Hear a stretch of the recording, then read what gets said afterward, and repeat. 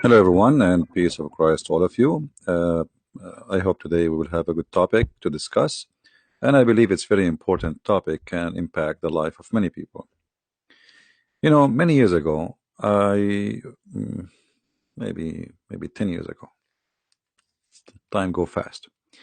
I was having a debate in a chat program. It's called Paltalk, and the debate is about women in Islam, and uh, second day I receive a long message. I used to have my Paltalk open so anyone can text me, the same as Skype. So I received a long message from a woman. She was going to marry a Muslim, and she was nervous about such a decision. And in her message, she's saying that she entered Paltalk in her wedding day. She was so nervous, and she's waiting for the car to pick her up, the limousine, which means she will get married like in an hour or two.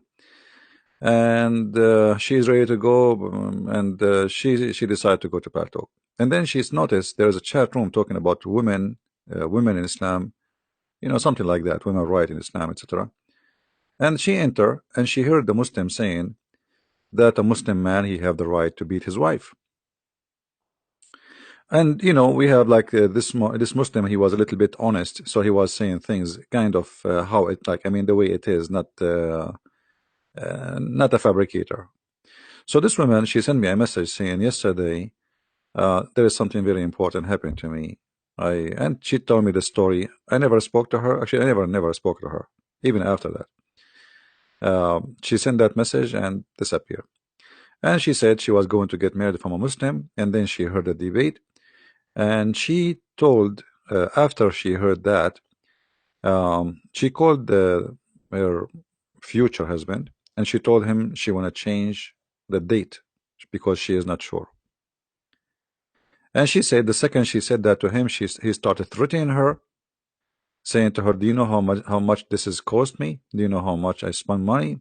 I'm going to find you. I'm going to make your life miserable. I'm going, to the point he go to like threaten her life." And she said to me, "Thank you, because look, I just told him I'm not sure, and he's talking like as if he want to kill me. So what if something happened in the future?" So she was saying, "Thank you. Watching your debate yesterday changed my life." Now, many naive people, you know, they are driven by emotion. Emotion, like God, He created us with emotion, and emotion can be good, but emotion, it can be stupid if it is not wise. I mean, you have to you have to walk together, emotion and wisdom. When I do anything in life, like now, let us say I want to go and I like to visit the old ancient Assyrian buildings in Iraq, but it's occupied by ISIS. I mean, this is stupid, right? Let's say I have emotion. Let's say I am an Assyrian and I want to go there to visit my heritage, but that will be stupid. I have emotion, but my emotion will lead me into, I mean, they will kill me there. This is ISIS territory. They occupy it. Now for sure they are gone. But I'm saying that you should not be a fool by emotion. You have always to think wisely, and not only with Mr. Muslim man, anyone. I mean, uh, it's good to be in love. No, nobody's saying love is good. Life without love is useless. But love, not to the point you are a fool. So now, what is the problem with marrying someone he is a Muslim? First of all, we as a Christians, and I don't know, you guys, the one listening, how many of you is a Christian or not, but as a Christians, we cannot marry non-believer. And there's many verses in the Bible speaking about that in the Old Testament and the New Testament. So when you say I want to marry non-believer, when I say non-believer, I mean non-Christian, you are doing something against the command and the teaching and the wisdom of the Bible. Now for you, this is sin, this is not sin. I mean, if you don't care for the Bible anyway, I mean, why you think this is a problem? Then you can sleep around. There's many people, they take off their panty in 2 seconds, yet they claim to be Christians, the same as the Muslims.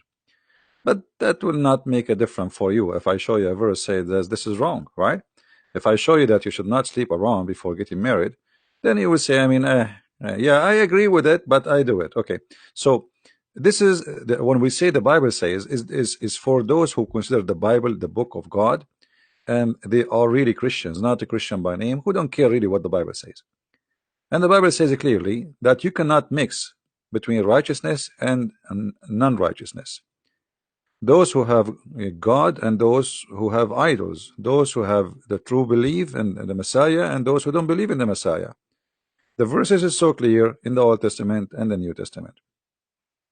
But as I said, if you don't believe in the Bible, I mean, who care for you? I mean, you don't care. There's many people, they claim to be Christians, but she have a boyfriend and he have a girlfriend, and they sleep together. Now all of us, we commit sin. I'm not saying this is not sin is sin, but not a lifestyle. When you make it a lifestyle, then that's mean Christianity is not really your lifestyle too. If your lifestyle is sleeping around, don't claim to be Christian. You're just following you are born of parents. They call themselves Christians, and maybe you go to the church just to it's like a social club. So either you follow the Bible or you don't follow the Bible. If you don't follow the Bible, then you are not a Christian at all. You are just pretending, fooling yourself, saying I am a Christian. And I'm not talking about somebody committing sin and then he regret the sin, because the nature of a human being is he do wrong. But a Christian person, when he commits sin, he say to himself, this is wrong, I will fight it, I will not do it. But you make it as a lifestyle, that's mean you don't really believe in the Bible and you don't care. So the Bible is so clear that we cannot really have mixed marriage.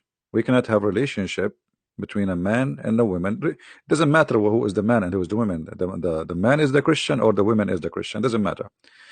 As long it's only one side Christian and the other one is not, that is not the case to practice, because the Bible says this is wrong. Now, why the Bible is wrong?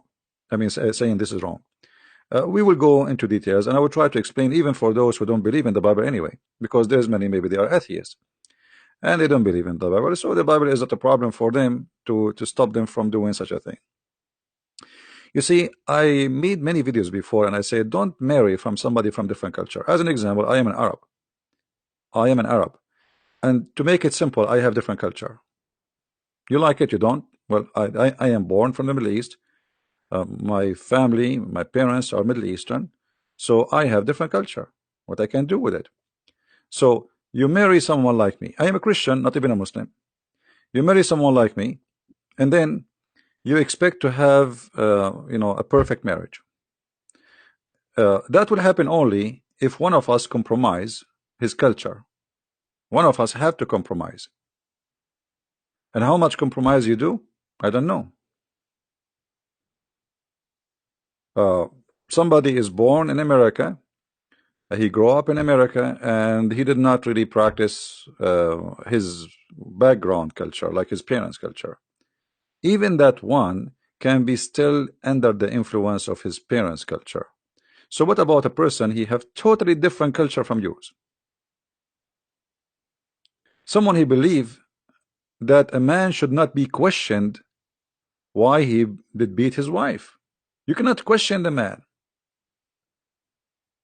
So we are talking about not only a culture thing, we are talking about things beyond, beyond your expectation. So I wish I can play this video for you. This is made by Channel 4 in England.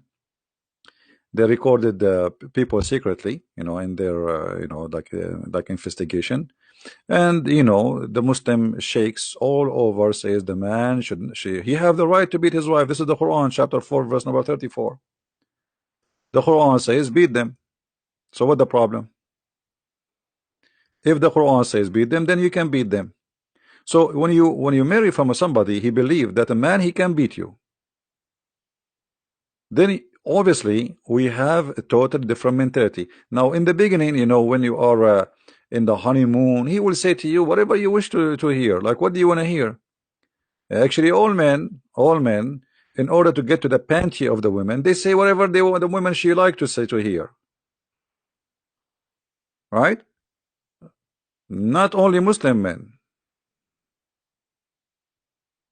He say to you, I love you. He say to you, I'm crazy about you. He say whatever he say, just to get what he want. But then later the stories will be different. This is what the Muslims believe about women, and this is their holy scriptures. Holy scriptures, in case you do not know, mean that is no question about it. There's no compromise. This is holy for them. So the man is in charge, and by the way, in Christianity, the man in charge too of the house. That will not be the difference. But the difference is what a charge mean. The man in Christianity in charge, that he is the one who sacrificed himself the same as the Messiah. He sacrificed himself to the church. So the Christ, he said, like the man, he sacrificed himself, he gave himself the same as the Messiah, he gave himself to the church. So the Messiah, he made the women equal to the church. And the man is the same as the Messiah who gave himself. So in charge here is not to humiliate you, but to sacrifice himself, which means his number one priority in life is to make his family happy. And his family means his wife, his children. Not to think about himself and he is number one. So in charge in Islam is different. In charge in Islam, women are created as a sexual toys. And the purpose of women is not really to have a family. The purpose of them is to enjoy them in bed. And women, she have to obedience, which is, even the Bible says the women she have to be obedience. But the women she have to be obedience,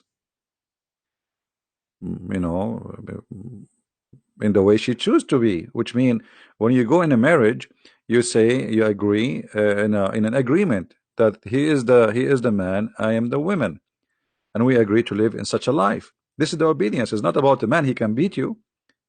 The obedience here is about he sacrifice himself, and I will sacrifice myself too. He do his best, I do my best. He is not better than me, and I'm not better than him. He is in charge because the man in society, he can do things women they cannot do. In the same time, women they can do things in society, the man he cannot do. So everybody he have his job. But in Islam, the woman is always has no job except the bed and making babies and doing laundry and cooking for the man.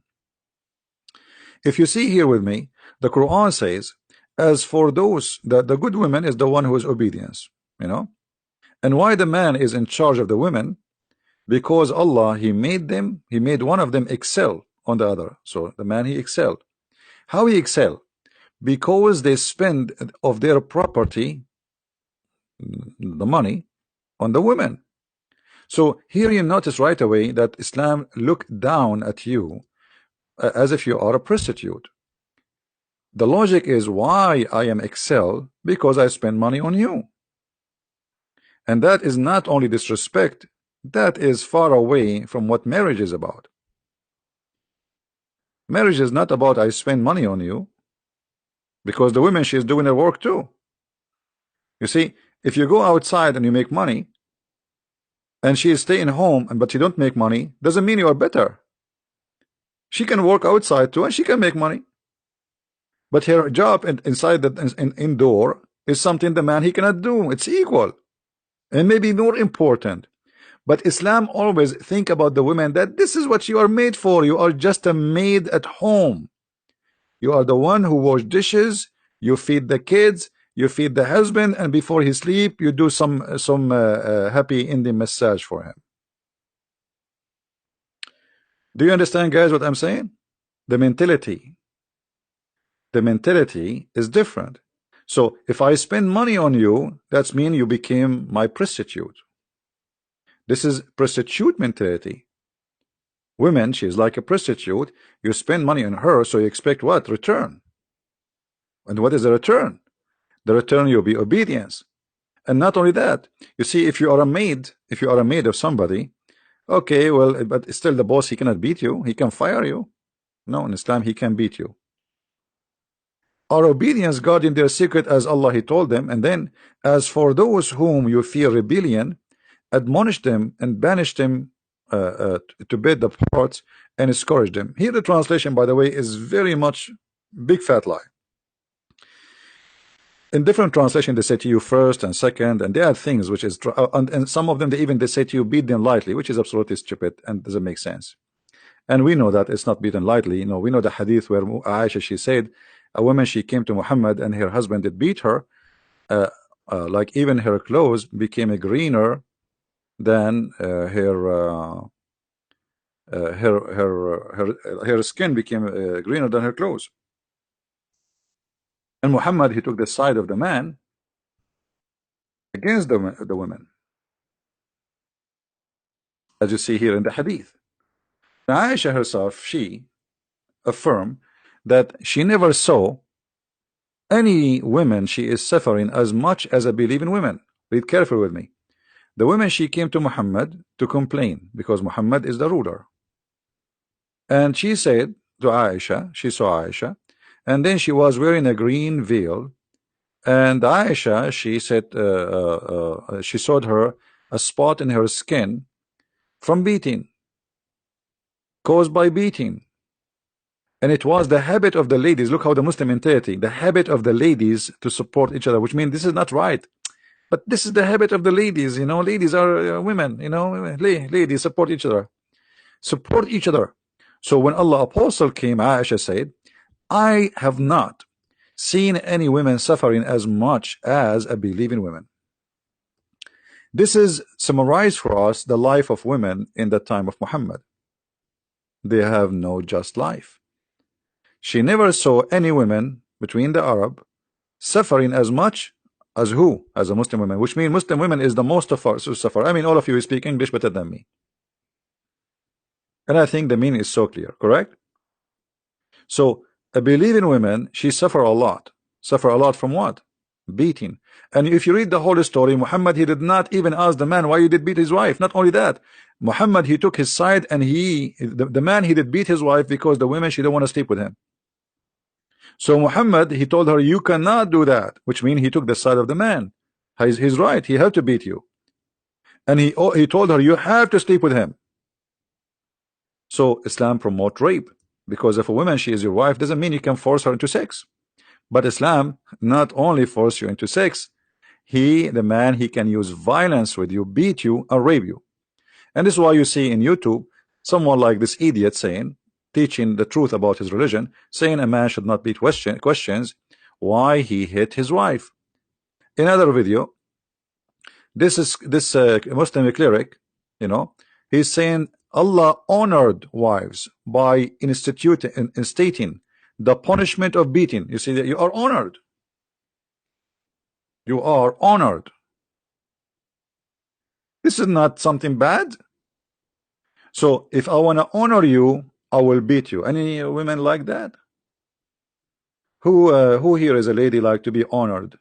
You know, we have a lot of honoring followers of Sharia law. They would love to honor you. All right. So Muslim women are lucky to be beaten. This is what this guy is saying. And this guy, he's saying, what's wrong with that? I mean, what's, you know? And not only that, in the video actually, that they were saying, women, they like a harsh man. And they say, according to study, Muslim, they fabricate studies. According to studies in England, most of women, they are complaining that their husbands are very weak because they don't beat them. I mean, if you watch the video, you will die laughing. This is a study that women, they are complaining the men are not strong. What happened to them? They became weak. They are not beating us. I mean, the women, they are desperate. Like, why you don't beat us anymore? Like, hello, you don't want to be a man. The fact a man who beat a woman, he is not a man. You see, one of the signs of being a coward is beating someone is less strength than you. Doesn't matter who is he, even if it's a man. Like if you are 7 foot tall and then you go to someone he is 140 centimeter high, and then you want to show that how you are strong, that means you are a coward. Even if he's a man. So what about beating men, women, and children? A man of honor, he will not do that. So look how they try to justify by fabricating such an argument and a logic. Like how you can, the prophet says, don't beat in her face. Here we go. See, the prophet said, don't beat her in the face. So where you beat her? Beat her in her chest, the same as Muhammad, he did beat Aisha in her chest. Beat her in her ass. I mean, do you see how Islam honor you? The prophet said, don't beat her in the face.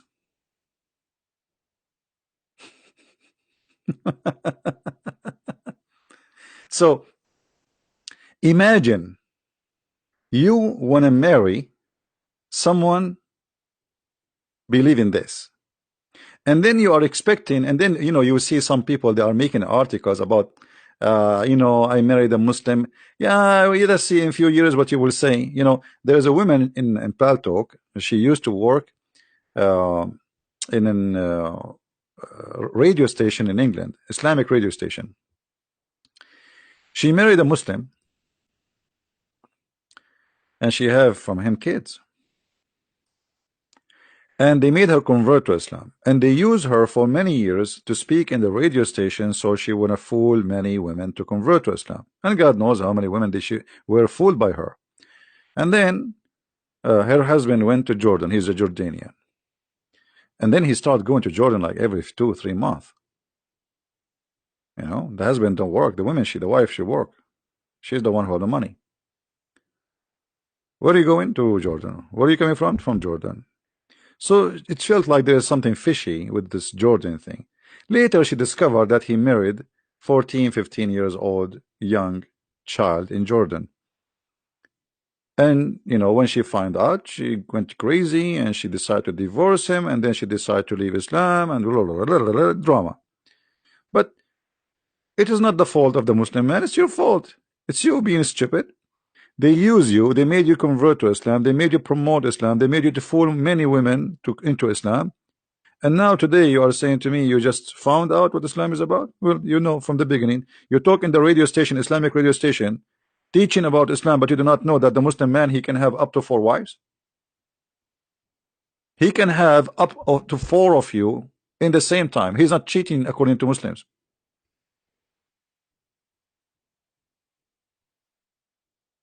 A Muslim, he do not need to cheat in order to sleep with someone else. Islam is religion teach cheating legally. If you do not do it in England, because Islam is not the law of England, he can do it still secretly without announcing the marriage. Actually, there's many Muslim men in Europe, they have 3-4 wives, and then they register them as a single mother, because then she can get the child support. There's no father support. The government will pay, which means the Muslim will have 60 kids, and you, from your tax, you will pay for his kids. There's actually a report on YouTube about a guy, he have many wives in Australia. He lived in Australia all his life for more than 20 years. He never worked for a day. Not even a day. The women, the Muslim women, they get a child support for his children from the government. Everything is for free. Their food, their apartment, their rent, because they are not registered as wife legally. But for them in Islam, it's okay, because for them at the end of the day, the law of the government is not their law. It is a Sharia law. So Sharia law saying that they are his wives, they married in the mosque. So legally he can sleep with them according to Islam. And the government, they have to pay for the children, because the woman, she said, I do not know who is the father. I do not know who is the father. So when you when you talk about I wanna marry, first of all, shouldn't you ask yourself what the word marriage mean? Like you see, guys, here, even in translation, look what the Muslim they say to us. It says here, if you cannot be fair with the orphan, and then they translate saying marry. In Arabic doesn't say marry. There's nowhere in the verse it says marry. It says fankihu. The word inkahu mean F them. F them. And look what the verse saying. I want people to analyze carefully with me. If women who they are seem good to you, okay, by spending from your property, and but what kind of what exactly is that? Like marry a woman, you love her? No, no, no. There's no marriage here. It's just a if in them. If a woman, you think she is good for you, which means she is beautiful, she is whatever. And then look what the Quran says. Uh, what kind of women? How many women we can have? It says starting from 2. So if 2 or 3 or 4. If you cannot if 2 or 3 or 4, then you can if 1. And here justice, by the way, is not about being just, it's about being you can afford it. So why in Islam? I will answer you, Kenneth. Why in Islam it says go and if 2 and 3 and 4? Like is it the standard to start with 2? Yes, Islam prefer you to have 2 and 3 and 4, but only it is not likable to have 1. Only the one who cannot afford it, then okay, go for 1. But a good Muslim who is following Allah, he should start with 2 and 3 and 4. Because Muhammad, he said he wanna increase the number of Muslims. So marriage here is not exist. This is a sex contract. Now I will go back to the verse. I want to see the question. What if one Christian married to a Muslim woman, then later they have a child is a Christian, later the Muslim women convert to Christianity? My friend, you are describing for me a beautiful story. Most likely is not going to happen. So you are guessing maybe this will happen. What if this is not happen? What is the opposite? What if the woman, she was able to make you and your children Muslims? Secondly, who said to you you can marry a Muslim woman? If you marry a Muslim woman, her family, they will do honor killing. Maybe you do not know that, right? Because it's forbidden in Islam to marry a Muslim woman. And here you need to ask yourself, why in Islam a man, he can marry Christian women, but a Muslim woman, she cannot marry a Christian man? Because the law is that the children, they belong to their father. So Islam allow, just for the sake of increasing the number of Muslim, allow the Muslim man to have a non-Muslim woman in his bed, but not because he will love her, but because to increase. Otherwise, why a Muslim woman, she cannot marry a Christian man or a Hindu man? She cannot. You see, if you search in Google,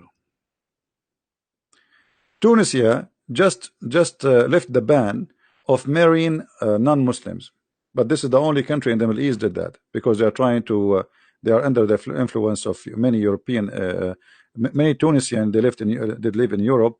So now they decide that this is not right. I mean, so, but this is against Islam. There's many Islamic countries, they made a threat against Tunis. Actually, they threat them, they will they boycott them, they will not buy product from them, just because they decide to allow a Tunisian woman to marry non-Muslim. Why a Muslim woman is not allowed to marry non-Muslim? This is Islam Online. You can search on the internet. So the point of marriage here, obviously, there is something fishy. I can marry from you as a man, but you cannot marry. I can marry your sister, but you cannot marry my sister. Why? Oh, because you are a filthy pig, and then if you marry my sister, you will make her kids Christians. I'm a Muslim, I will marry your sister, and I will make her kids good, which is the Muslims, right? So this is the logic. They are not marrying really. It's just it's a agenda. It's an agenda to promote the number of the Muslims. So you will be naive if you think, okay, well, I'm going to marry a Muslim woman, and then the kids will be. It might be the opposite. Actually, most of the time, it's going to be the opposite, because Muslims are very well trained to attack Christianity, and everything in Islam is based on attacking Christianity.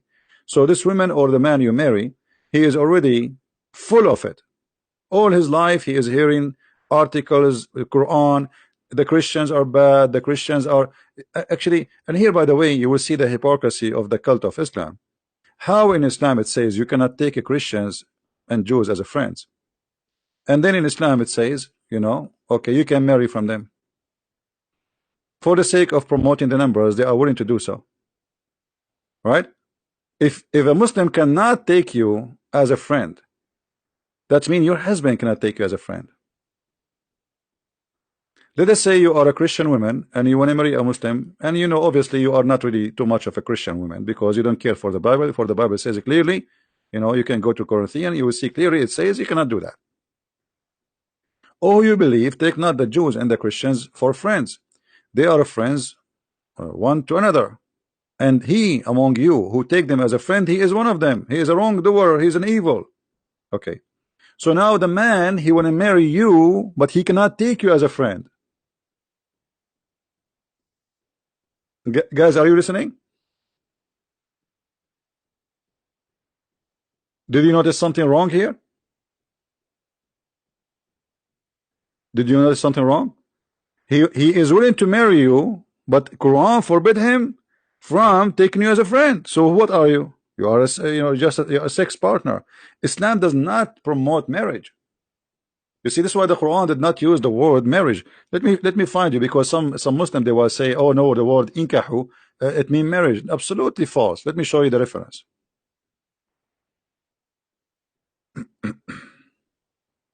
And always, you know, in case you do not know, you know, we don't make things without showing reference and proofs, right?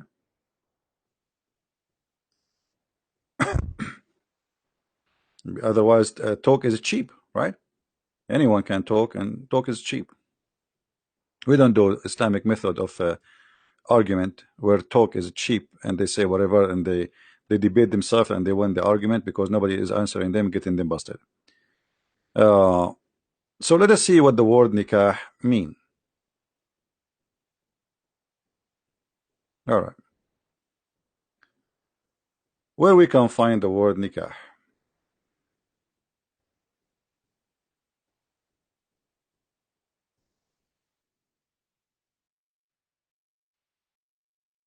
Here you will see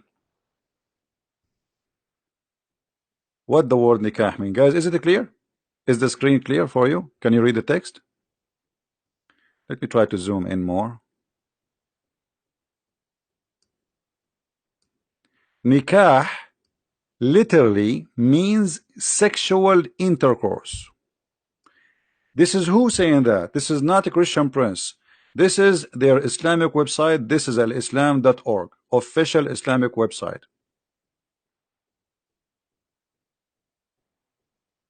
Did we prove it? So what the term the Quran use, which Muslim they claim it's a marriage, F them. Have you ever heard of a God saying go and F2 and 3 and 4, and if you cannot afford it, F1? He could not even use the word marriage. He used the word F them. So you talk about marriage, they talk about effing you. Excuse my language. Are you getting the point? So not only we have different culture, we have different definition for the relation you are going through. A Muslim, he can divorce you easy because he is not marrying you, he is hiring you for sex. You can go right now and let us search in Google. Give me a second. A Muslim man, he can divorce you by a text message, as simple as easy as that.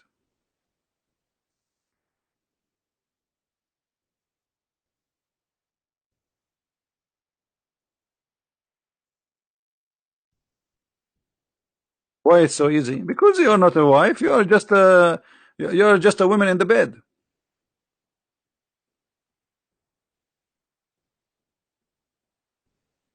All right, look at the divorce by text message.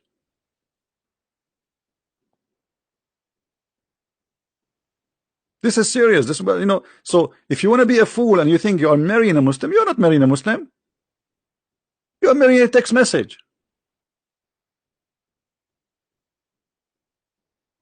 This is how you important for the man, to the point, okay, I'm driving my car, okay, you are divorced, all right, nice to meet you, now take off your panties and get out of my home. And by the way, in Islam you don't get 50% of the inheritance or his money, you get nothing, you get only what is written in the contract. I remember when I was in school, a guy, his name is Muhammad, he's a Bedouin. He was upset. Well, we were like very young, like a teenage. So I said to him, what's wrong? He said, the idiot, my father, he divorced my mother. So, well, I'm sorry. Well, what happened? He said, well, what happened? He kept marrying younger. Each one of them she get older, and then he replaced her as much as soon he saved some money. He get a new wife. That's what they do. And look what happened when he married this woman long time ago. They wrote in the contract, let us say I will transform the money into the dollar, okay, I will give you $50,000, but this is when he married her 20 years ago, right? And 20 years ago the $50 million is like $5 million.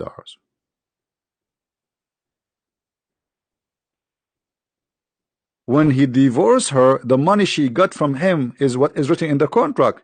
He said it's not enough to buy a TV, which means it's not even equal to a $100. Imagine. So she spent most of her life washing his underwears, taking care of his family, and now she have to leave with less than $100 in her pocket.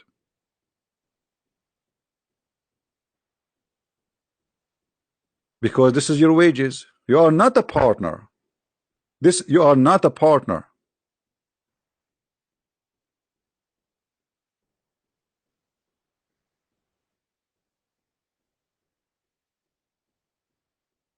So if you think you are getting into marriage, I say to you, sorry, you are being a foolish person.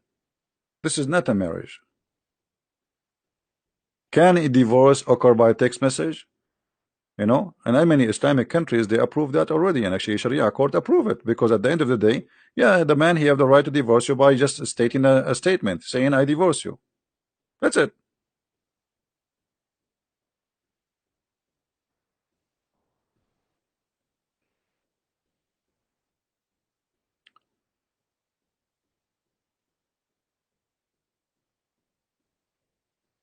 Be serious, guys, in the text, please. Well, what we are talking about is serious, but maybe some of you is taking it as a joke. There's many people, their life can be changed and can be switched upside down by such a mistake they do in their life. In the beginning, the man, who would be nice, any man, I mean any woman, any man, in the beginning, the relationship, he love her, he's so crazy about her, she is so crazy about him. So first day, okay, you have a date, he opened the door for you, he opened the car door, he hold you from your hand to step in the step as if you are like a butterfly. And yeah, 2 years after, he don't open the door for you, he asks you to open the door for him, and if you fell down in your face, he will say to you, what's wrong with you, are you blind? A year before, if you fell down, he would say, honey, what happened, are you okay? So don't be fooled, don't be stupid. There's no marriage here. It is just a contract for a sexual relationship. So if you don't believe in marriage and you want to sleep with a Muslim, then that's your business. But this is not a marriage, don't fool yourself. And then what you will do to the children's. There's many, go and see, you can go and search right now in Google, Prophet Google, peace upon him. You will find many women, they never see their children again. Why? The parent, the father, he take his children for vacation to Saudi Arabia. Search right now. How many women, the American women, forget about a different country. I live in America. Thousands cases of women, they cannot see their children ever again. Why? Because they take them home supposedly for vacation, and then from there he sent a text message, well, they will stay here. What you can do about it? If you don't believe me, go and search in Google.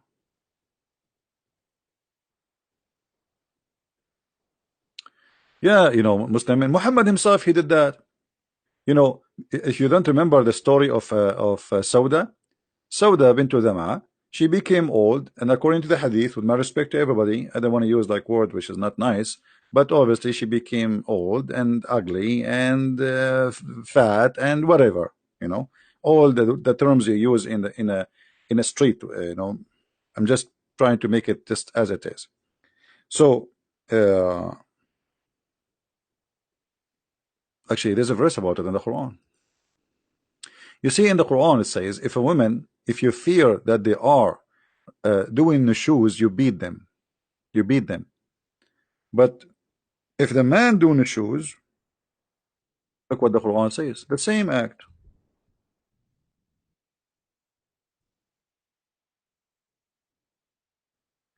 The word the shoes appear in the Quran in two verses in chapter 4.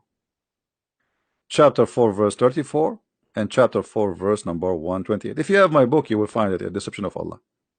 So if a woman she doing the shoes, her husband, he can stop sleeping with her. And this is exactly what he did with Sauda. And Aisha convinced him that don't divorce her, let her give me her day, because Muhammad he have to give a day for every wife. He have 13 wives and hundreds of sex slaves.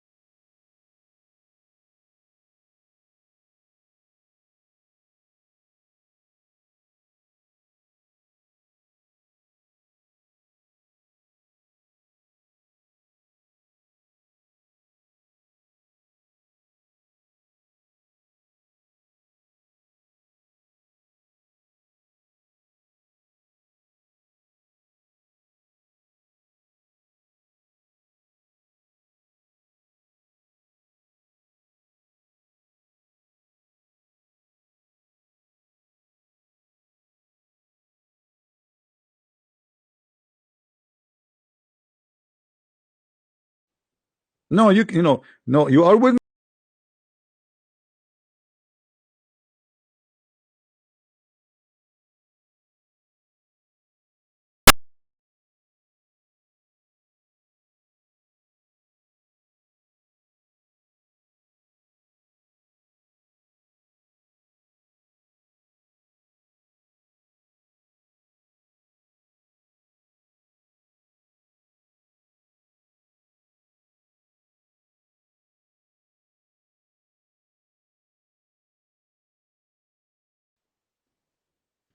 Because they spend of their property. Do you understand, people? He spent his money on you so he can enslave you. It's not because he is a good guy. He spent his money, so now you have to be what? You have to be obedient.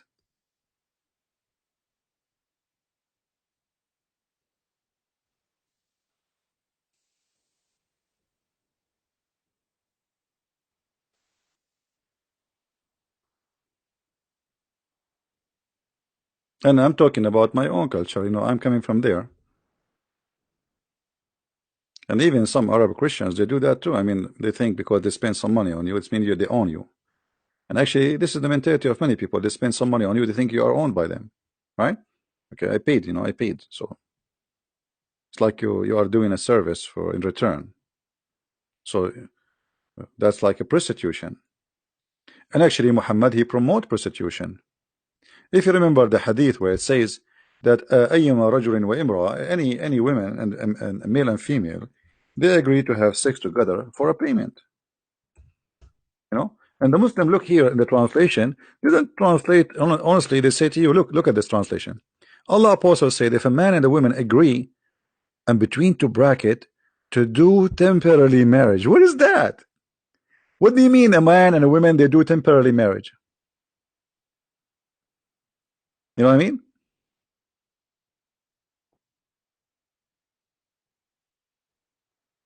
Have you ever heard of a cult like this? A man and a woman they agree to do what? Sex. Is that sex because they love each other? No. Here, what Muhammad is talking about, there's a condition. If we search right now in Prophet Google, let us do that. We can search for conditions of mut'ah. Let us see. I will search in English so you can read with me. Conditions of mut'ah. There's conditions. What is the conditions? Let me find you the conditions.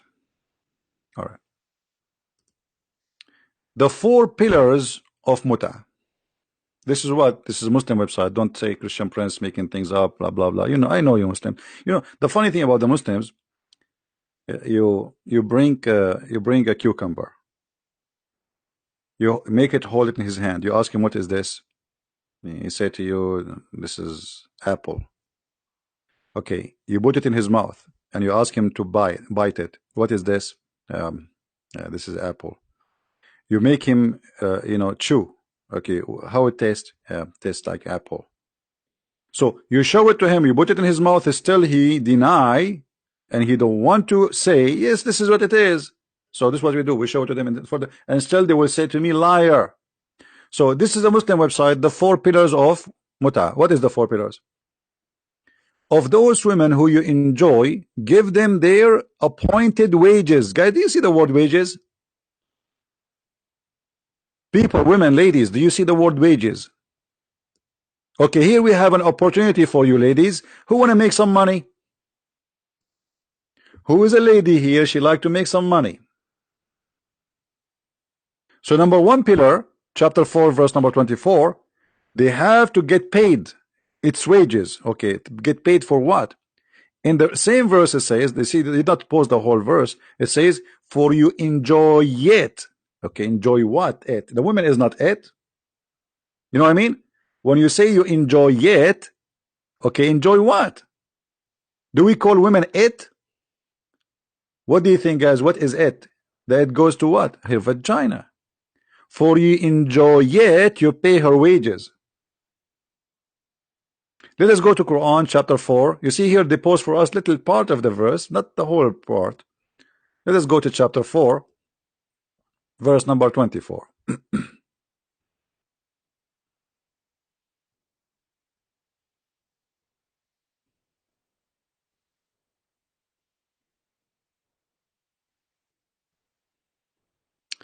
Okay, it says, so that seek them with your wealth. Huh? And here they say honest with luck. What honest? I mean, and then seek them, contact, give them their portion as a duty. What is that? Let us change the translation. I mean, the translation have nothing to do with the verse. Let us go to different translator. You see right away when we change the translation change everything. That's why I say, you know, you cannot learn Islam really from somebody who don't know Arabic very well, right?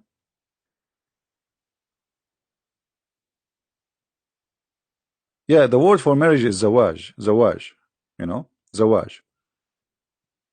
This is the traditional language word, you know. Okay, or let's say the official one. And here you will see, okay, seek marriage by money, bridal money given to by the husband to the wife in the time of the marriage. That's not true. And look, from your property, desiring chastity, not committing illegal sexual intercourse. So those of whom you enjoyed sexual relationship, give them their wages. So you see here they try to fabricate the translation, but we get the point. So when your money is due, when the money is due to the women, here it says in Arabic, for you enjoy yet enjoy her vagina. Here in the translation they translate it as what? You enjoy their sexual relationship, because they're trying to hide the ugliness. Enjoy it goes to enjoy their vagina. So because you enjoy their vagina, you have to pay them. This is why a Muslim man, if he marry a woman temporarily or not temporarily, he don't enjoy yet, he don't pay. Do you know? Let us say, you know, because okay, I have a contract with the woman. She supposedly have a contract, sexual contract of being my wife, but she did not go to the bed. Then I don't have to pay. So the due is due only after she take off her panty, and then we enjoy it, and then she can get paid. Now we go back to the Muslim website. So here the first pillar, that you have to give them their appointed wages because you enjoy it. And now look, guys, read carefully with me. I'm not the one who's saying that. I'm not the one saying that. This is more in the front of you. All right.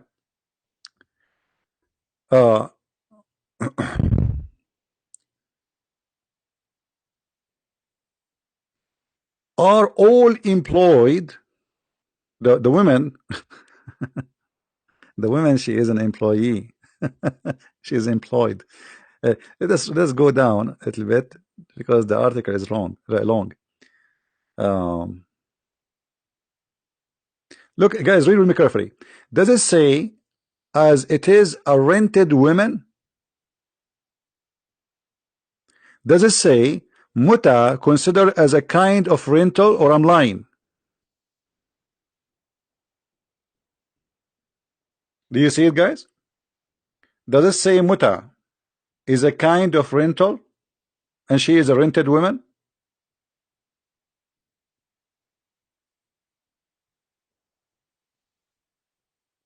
Who is a Muslim want to say something to us? Who is a Muslim want to say something to us? Rented women?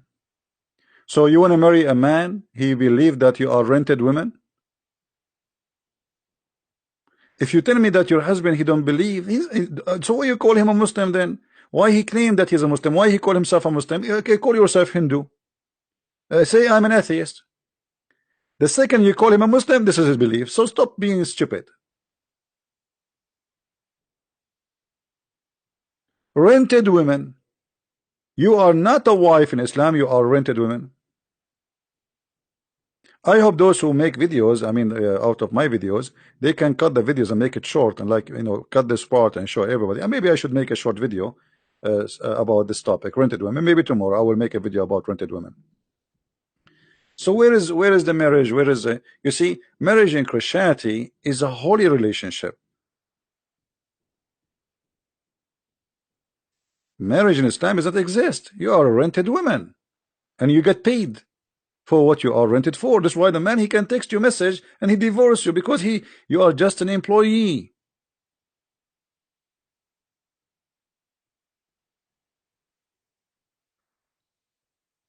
So how you can share family with somebody believe you are nothing but a rented woman? And anytime he can replace you. You get older, a man, okay, well, I'm married now. You see, a man, uh, he marry you when you were 20. You're young, beautiful, etc. And then after a few years, you gave birth, and then your body change, and etc. And then he find a new rental woman. That's it. The only reason for a Muslim man to stay with a one woman if he cannot afford it. That's what the Quran say, not me. Correct? If he can afford it, he have the right to replace you. Like now, there is a bigger TV, and a 65 inch, 70 inch. Why you want to stay with the one is 20 inch? This is the mentality. So how we can consider this as a marriage?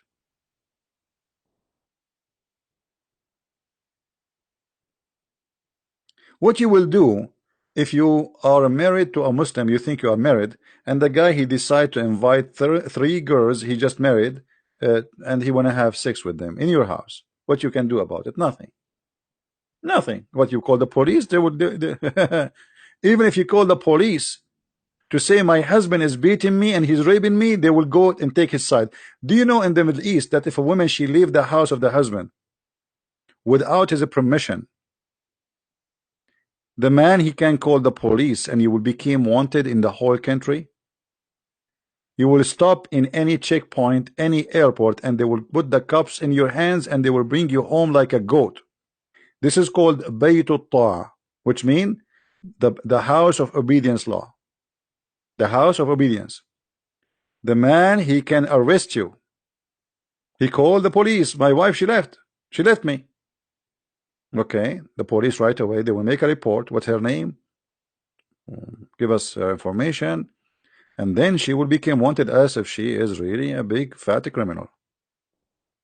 And the second you get arrested, they will take you like a goat, and you will be humiliated in the front of the public because everybody will disrespect you because you're a bad woman. You're disgusting. It doesn't matter if your husband beat you or whatever he is doing, still you have to obey and you have to stay. So I don't know. I mean, if what I can show you tons of things. I mean, you can search and search. But don't be fooled by a woman. She say to you, I married a Muslim man, he's a nice guy. And okay, let us see after a few years. Let us see. Let us see for how long this nice guy will be there. Hmm?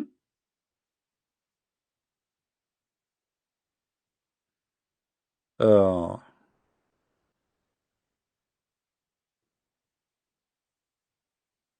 and then, by the way, here they continue explaining the formula. The formula. There's a formula. What the formula? You have to make a declaration.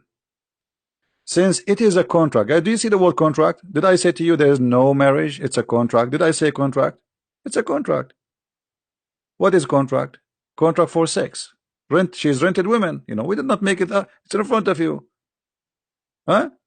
She is rental.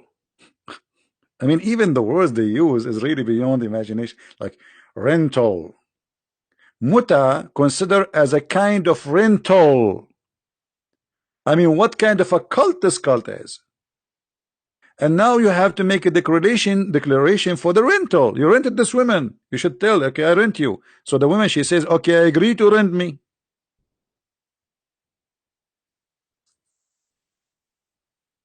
Hmm?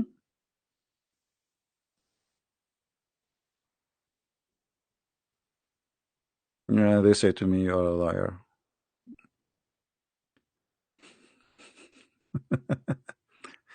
In the definition of rental, I mean, look how deep this cult is. They want to give you now the definition. Okay, they told you now the wife you get, she is a rental. So shouldn't we tell you what rental mean? Definition for it. All right. Yeah. The word nikah is the F word. Is exactly the F word. Even Muhammad he used it.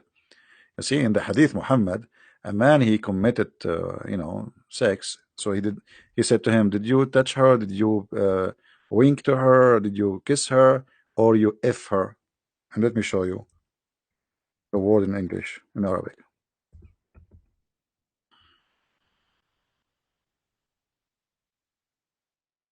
All right, here we go. This is the word in Arabic as it is in the screen. Did you F her? If you go and read the translation in the English, they don't say, "Did you F her?" They translate as, "Did you have sexual intercourse?" But he did not say, "Did you have sexual intercourse?" This is the word F. Ask any Arab guy, "Did you F her?"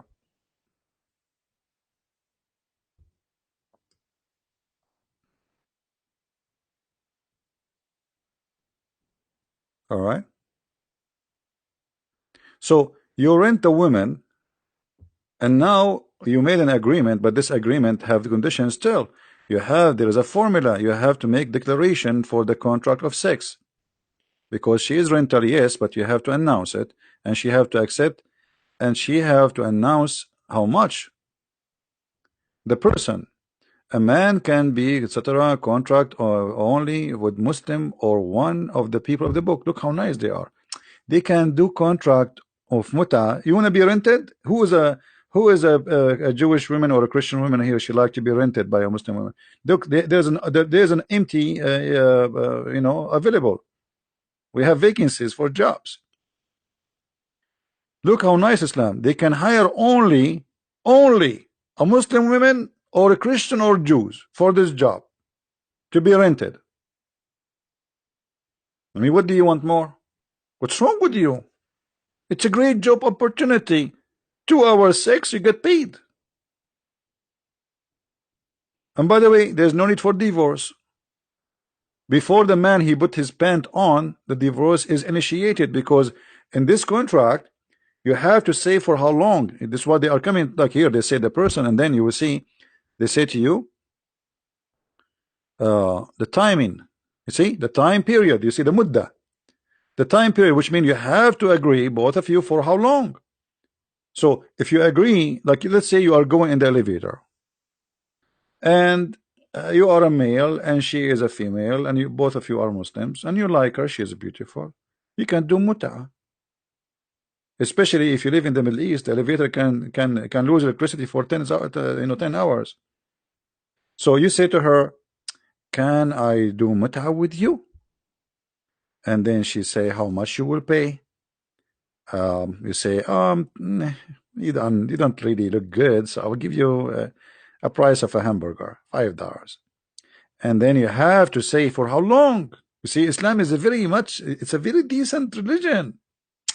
You cannot just say, "I want to have sex with you and I will pay you." No, you have to say for how long. And then the women, she have to repeat after you, and she say, "I agree." Read with me, guys. Read for me. I'm not saying that. This is in front of you. Imam was once asked if it's possible to conclude a contract of muta for 1 or 2 hours.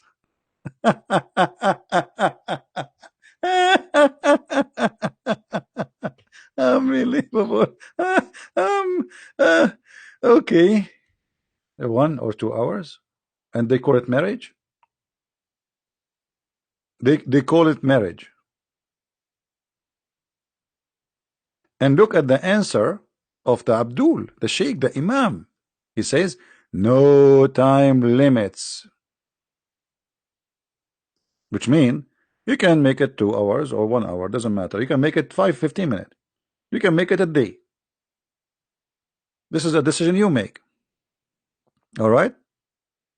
So, Sheikh Al Ansari, in all the hadith indicate that its principle for the agreed upon time period either to be joined in the moment or concluding a contract to be postponed. Not now, I'm busy now, so our mut'a will start tomorrow at 6 o'clock. Unbelievable. I love it. Mm. You want to contact me? People, they will post my Paltalk. You can contact me there. So, I mean, you want to marry a Muslim? Oh, go ahead. Good luck. You know, for me, I do my duty to share my knowledge and foolishness. And here now the payment. They call it the door. By the way, it's not called the door. It says the ujur, the wages. Even in their translation, if you go up, it says wages. You see? What door? Wages. It is literally wages. It's what the Quran says in Arabic, ujurahun. So after all of this, you discuss how much the money she will get paid. The contract must mention a door of known, the wages of a known property, whether in cash or kind of whose amount is safe from increase or decrease. Like, come on, we have to make an agreement. I will give you 10 watermelon. Those 10 watermelon is for you if you take off your panty.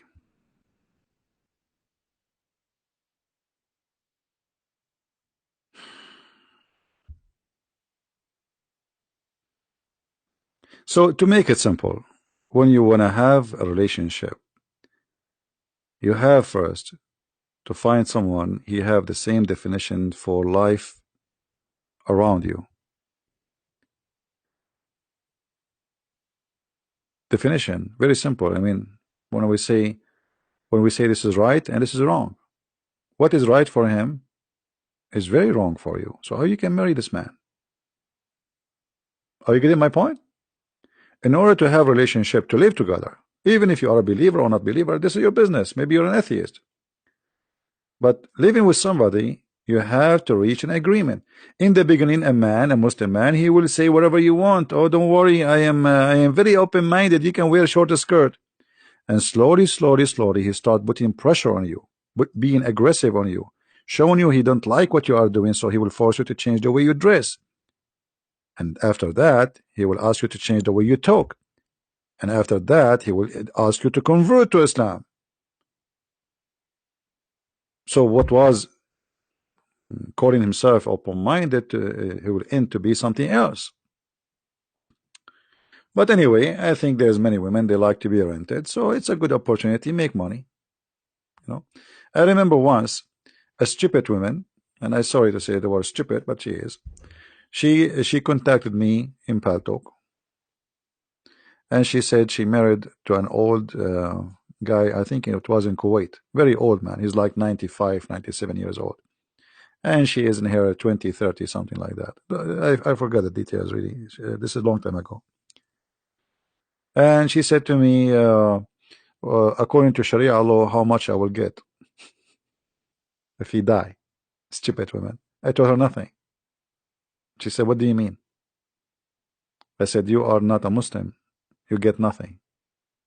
In Sharia law, a wife, she is not a Muslim, she inherits zero. Totally zero. And by the way, even if you inherit nothing anyway. I mean, maybe he's rich, but still, you have many wives and you have tons of children. The male children, they will have the big portion of the money, and then the wives, they will get a little anyway. But because you are not a Muslim, you will get nothing.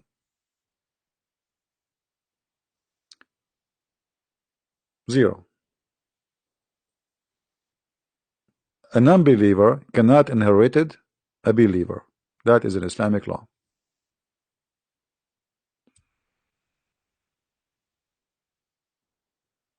So I hope people are learning, and you know, I do my best, and people, they are free to do whatever they want. Right?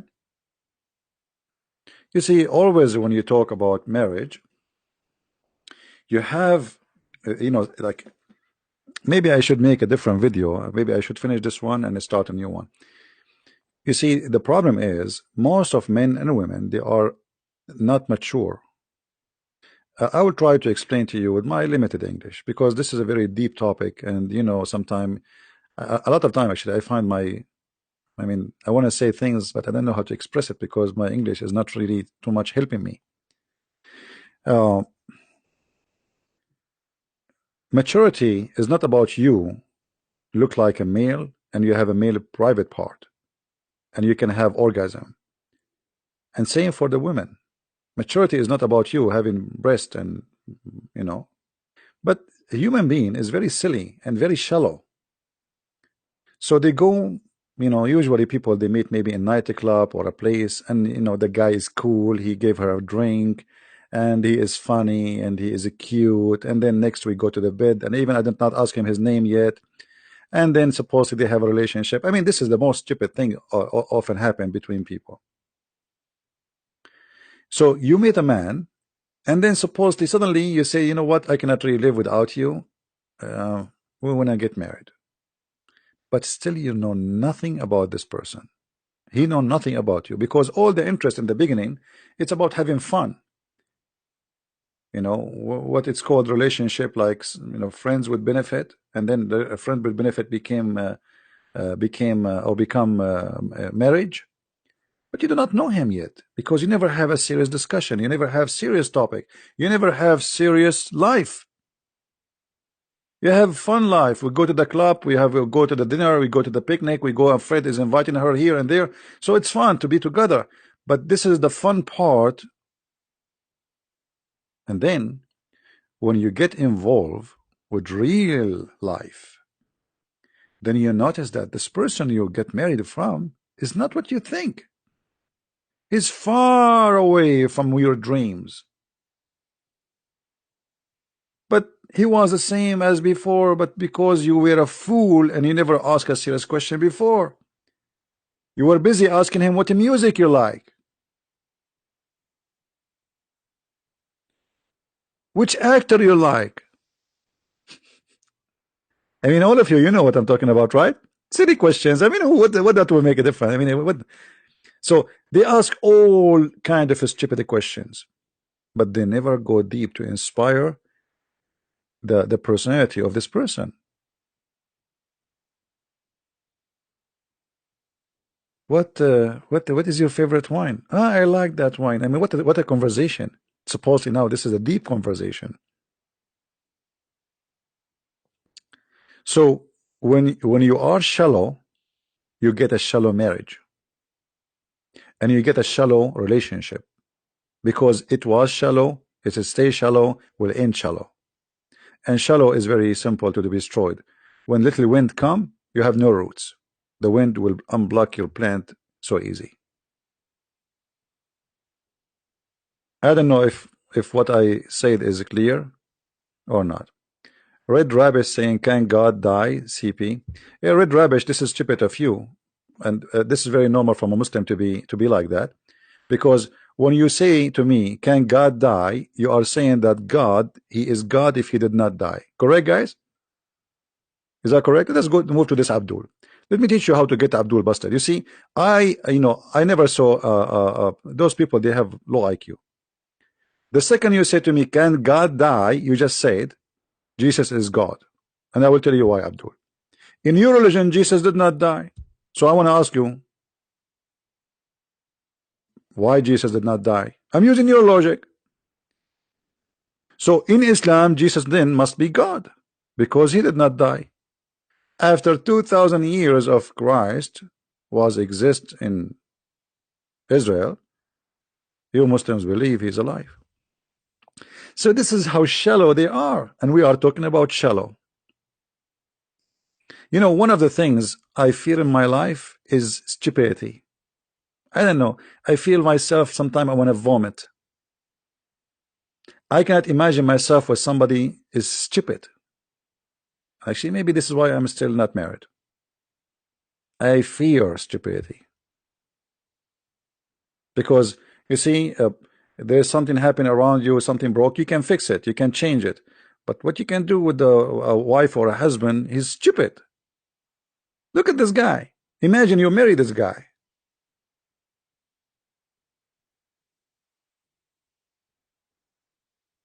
Imagine you marry a guy who have little brain like this. Jesus, how Jesus can be God? Can God die? You Abdul, you Muslims, you yourself, you believe that if a human being he die, he will be tortured in the grave. Now I want to ask you, you are dead and you will be tortured. Stupid.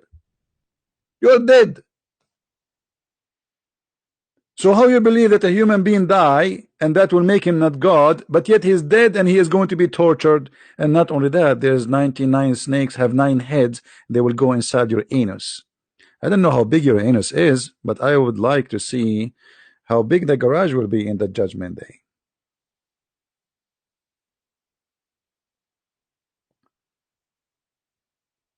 And this is one of the reasons Muslims don't dare to debate me, because they are no match. They are shallow. Shallow in their knowledge, shallow in their thinking, and shallow in their, the way they present even their case. Right?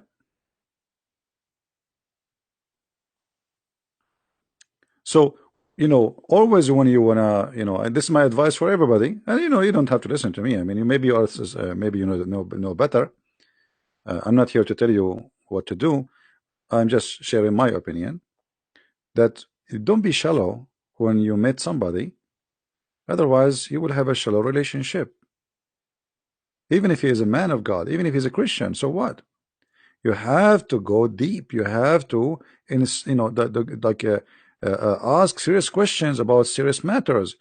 Even speak about politics. Even speak about issues happening in real life.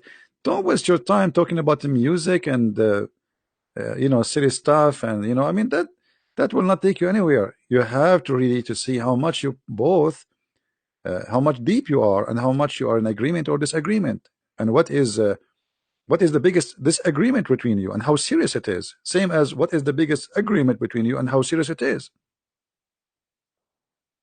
Right? Watch my blood pressure. Oh, okay.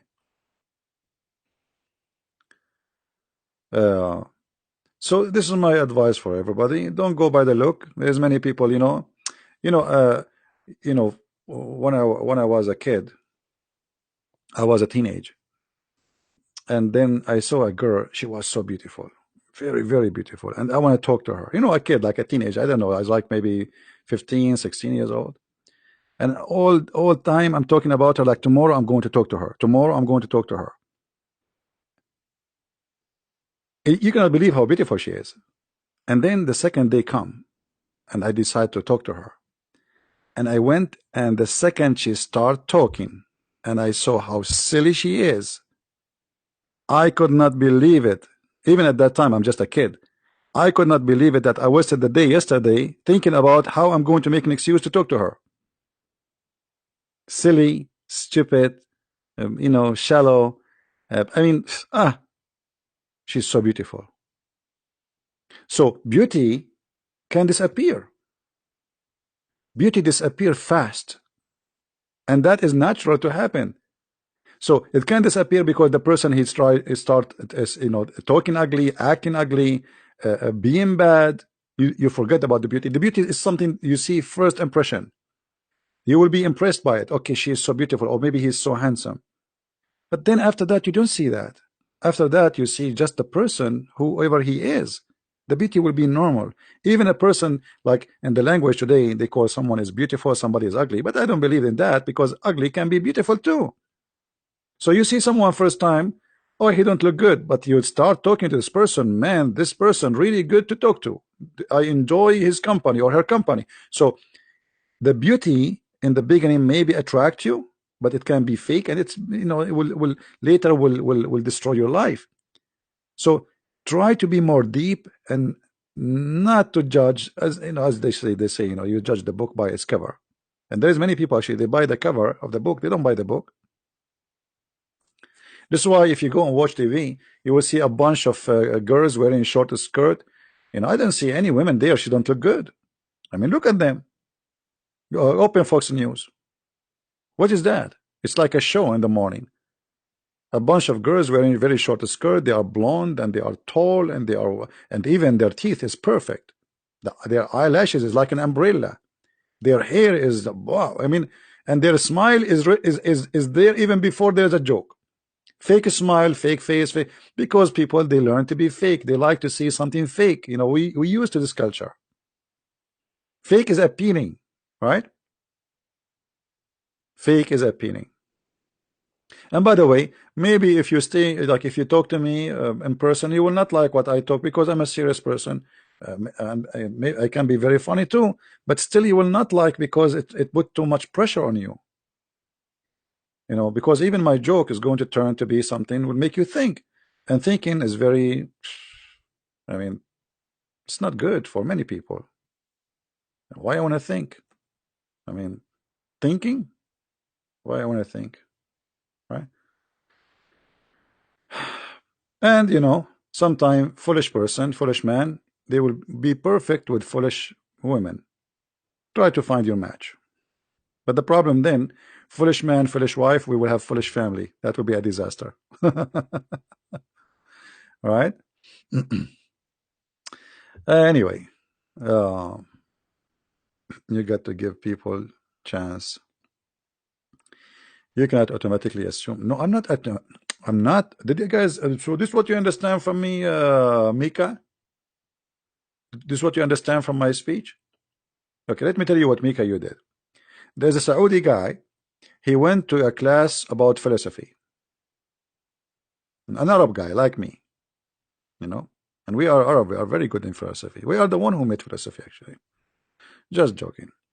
So the guy, he went to the class to learn about philosophy, logic. The class that day, it was about logic. So the Arab guy, like me, let us say it's me, so nobody will feel offended, said to the teacher, "What is logic?" The teacher said, "Well, logic is to know something from something." The guy, he said, "I don't understand. What does that mean?" He said, "Well, I will ask you a question now, and from that question, we will see how we can find more information about you." I said, "Okay, that's interesting." So the teacher said to the man, to the student, uh, "Do you have chain in your home?" Chain. The guy, he said, "Yes." He said, "Uh-huh. Now, as long you have a chain, that's mean you have a dog." The guy, he looked at the teacher like, "Wow, yeah, true. I have a dog. How you know?" He said, "As long you have a dog, that's mean you have a big yard, you have a garden." He said, "This is true. Yes." He said, "As long you have a chain, you have a dog, you have a yard, and garden, that's mean you have a nice house, big house." He said, "Yeah." He said, "As long you have a dog, you have a chain, you have a yard, you have a big house, that house need a lot of care, and that's mean your mother, she is a very good woman taking care of the house, such a big house like this." The guy was like, "Wow." And now what he learned, that because of the chain, he was able to learn that his mother is a good woman. Logic. So now this guy, uh, he want to practice the logic which he just learned from the teacher. So a good woman, according to the logic, can be known if you have a chain or not. So he went in the street, he said to a guy, first one he met, "Hey, hey, hey, do you have a chain? Do you have a chain?" The guy, he said, "No." He said, "Okay, your mother is a whore." Because his mother, she don't have a chain. This is what he learned from the logic. And this is what you did make in Mecca. From all the speech I made, you come to the conclusion that I was talking about the chain, and the one who don't have a chain is a... Take it easy. Change your drink.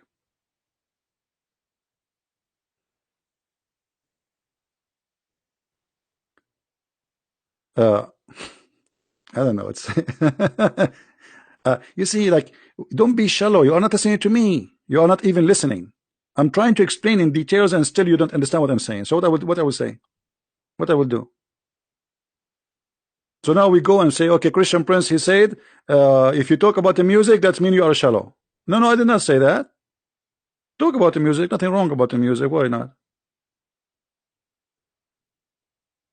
Don't be shallow.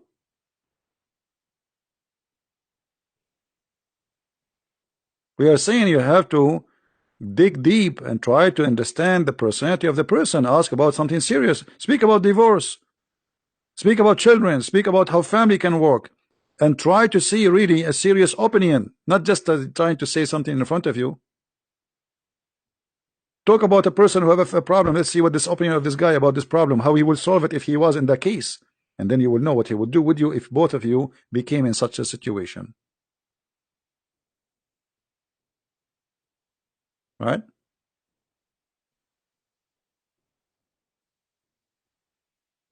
Yes, Princess, she is asking.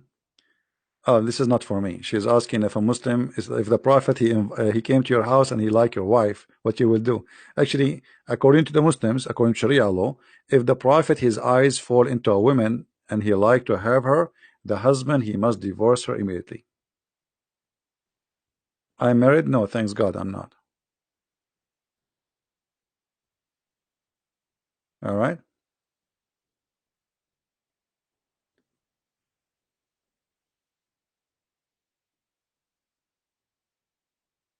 Jesus is a messenger before Abraham was.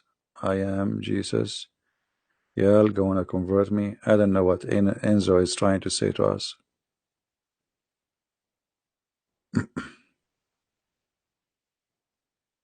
Yeah, I fear stupidity because there's no solution for stupidity. You see, there's ignorance and there's stupidity. Ignorance we can fix it. Stupidity we cannot. You know what I mean, guys? Like for me, I am ignorant in English. As an example, I make a lot of mistakes in sometimes pronouncing or grammar or I'm ignorant in English. That can be fixed. You can study more and more, practice, etc. They can be fixed. But stupid person, you cannot make him like in China. They say he left as a donkey, he never came back as a horse. How you can make a donkey a horse? You cannot.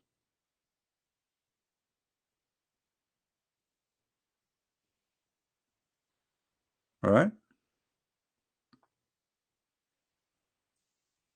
Same time, there is something always you have to think about it seriously. Never ever have a relationship with someone is selfish. Someone is selfish. He will never love you. That's it. Selfish. Man or woman doesn't matter. He don't even love his parents. He don't even love his sister. He don't love the whole world. He love himself. Selfish person is the most disgusting human being ever you can be with. Never.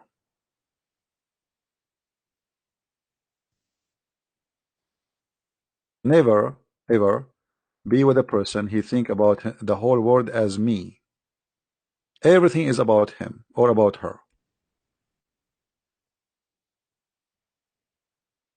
That will be one of the biggest mistake you do. Someone he believe I love me. He will never love you. She will never love you. They are selfish. And there is many ways to know if a person is selfish or not.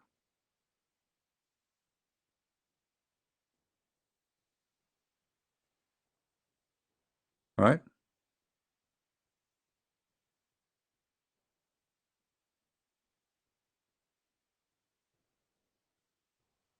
And I'm not saying anything to insult anyone. I'm just sharing with you what I believe. Take it easy. This is why I say the way I talk sometimes it can be um, harsh in some people. But the one who really try to help you is the one who will speak harsh to you, not the one who say things you like to hear. This is the problem in this life. People they say to you things you like to hear. Right? It's like imagine you dress nicely and you are going to a wedding party, okay, and you are wearing a nice suit.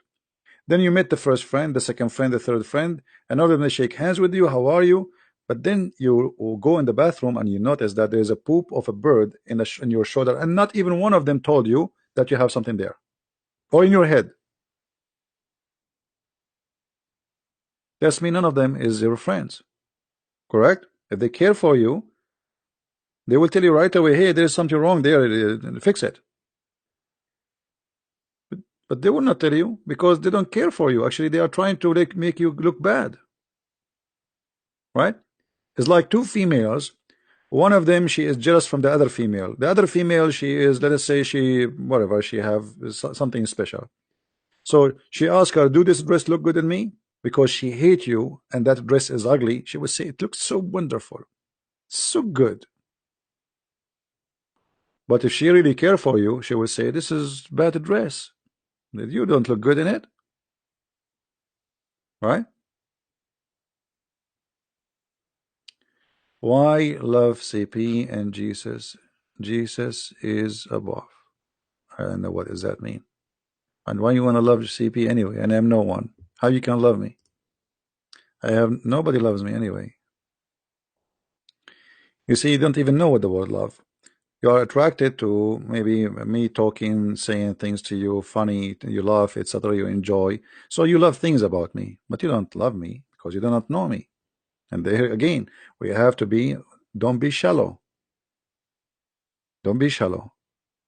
You know, you love an actor because he is in that movie, you know, it sound good, like, you know, I like you. But if you, maybe if you sit with him for 5 minutes, you get disgusted, right? Anyway, uh, and actually, this is my problem with people because I am honest with them. I say, I speak my mind, and people don't like that. You have to be a hypocrite if you want to be liked by people. Um, the more you are a hypocrite, the more people like you.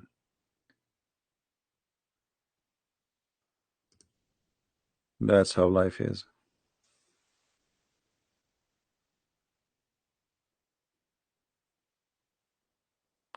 Listen to the Queen speak.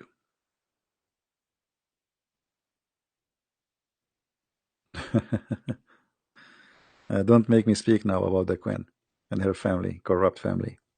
Anyway,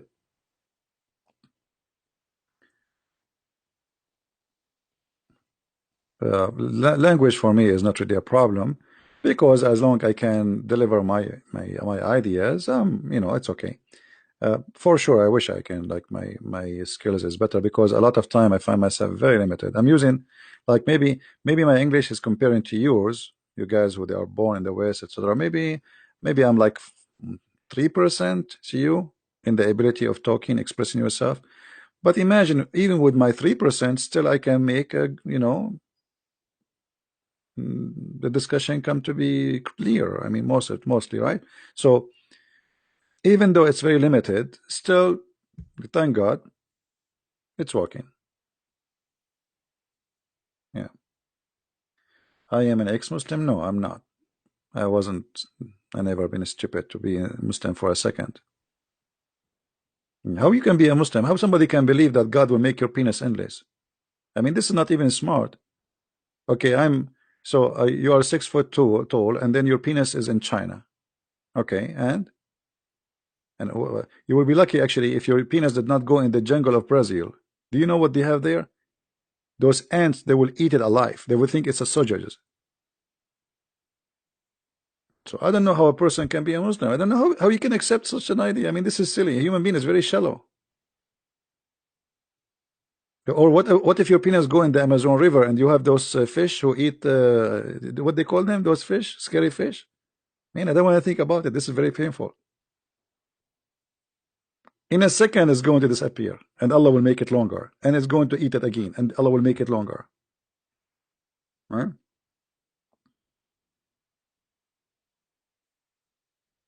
No, no, yeah, Parna, Piranha. I don't know what the name. I mean, yeah, especially in the movie, they make them like dangerous. I mean, the idea itself, and the women, her vagina is endless too. What is that? Is that the tunnel between France and England? Even that is like 2 hours. The vagina is endless. So what does that mean? Is that like what they call those space holes, you know, the space black hole. The vagina is endless. What is that, a black hole in the space? I mean, I don't know. It's this. So stupidity. How you can be a Muslim?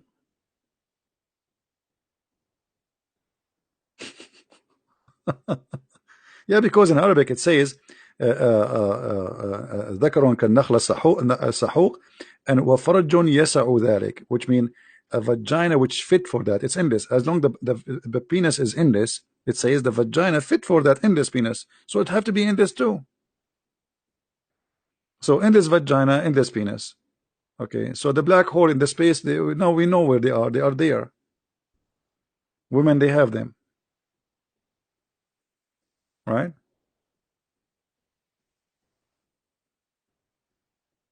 No, Allah is not about He love a human sexual. There's no Allah. This is Muhammad. He knew how corrupt a human being is, and he knew how the devil come to you always through the windows and doors. What do you like? You like food? You like sex? You like money? What do you want? Even if you like God, he will come to you through God. The devil, he always, isn't it the Messiah? He says to you, be aware of false prophet. They will come to you in the clothes of a sheep. This will come to who? To the Christians, because the Christians, they love God, right? So he will not come to them from the door of sex and etc. No, he will come to you from the door of God. He will dress as a sheep because you like the sheep, you know, it look decent, beautiful, honest. So he will dress as a sheep. So what the Messiah is saying, that's the Satan, he transform himself in the way you like. He can come to you in politics, like, you know, you go and vote for abortion, killing babies, you know, and they convince you that this is the right of every woman. I mean, what about a human being? So we defend the rights of animals from being killed, but we kill babies. So always the devil, he try to make what you will do acceptable, right? So he come to you from many doors, from many ways, or in many forms, and Islam is one of them. You know, the devil in Islam, you know, he tried to present himself that he's God, who wants you to believe in one God, and who wants you to be a better person, but at the same time, go and kill them wherever you find them, right? How you are God, and the black dog is the devil. I mean, you see, like, if you think about this story here,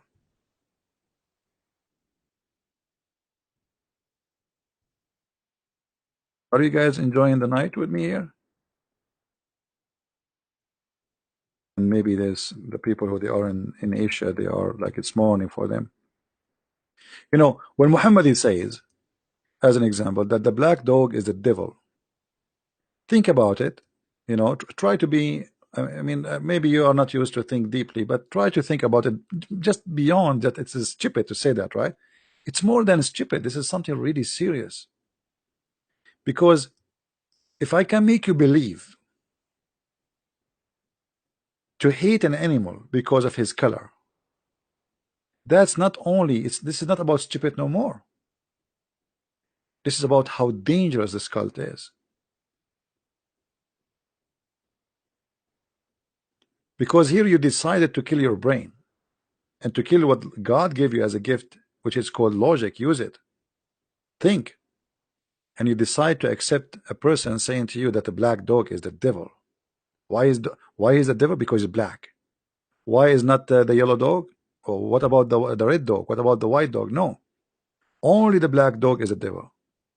So many of us, you know, you've been feeded some information during your lifetime, like the crusade are bad people, they are the devil, right? Because just the second you call the crusade, but the crusade, they were fighting back, they were not attacking, they were attacked. It was the Christians who were attacked, but on the schools always they attack the crusade. So you grow up, the crusade is the devil. Same here. The black dog is the devil. You don't even want to think. You don't even want to search. You don't want to study. Okay, let us see. Let us see how the black dog is the devil. Is that true? Is that possible? Or we just take things as people they say to us? Just because somebody said something, we take it. And this guy supposedly they call him prophet,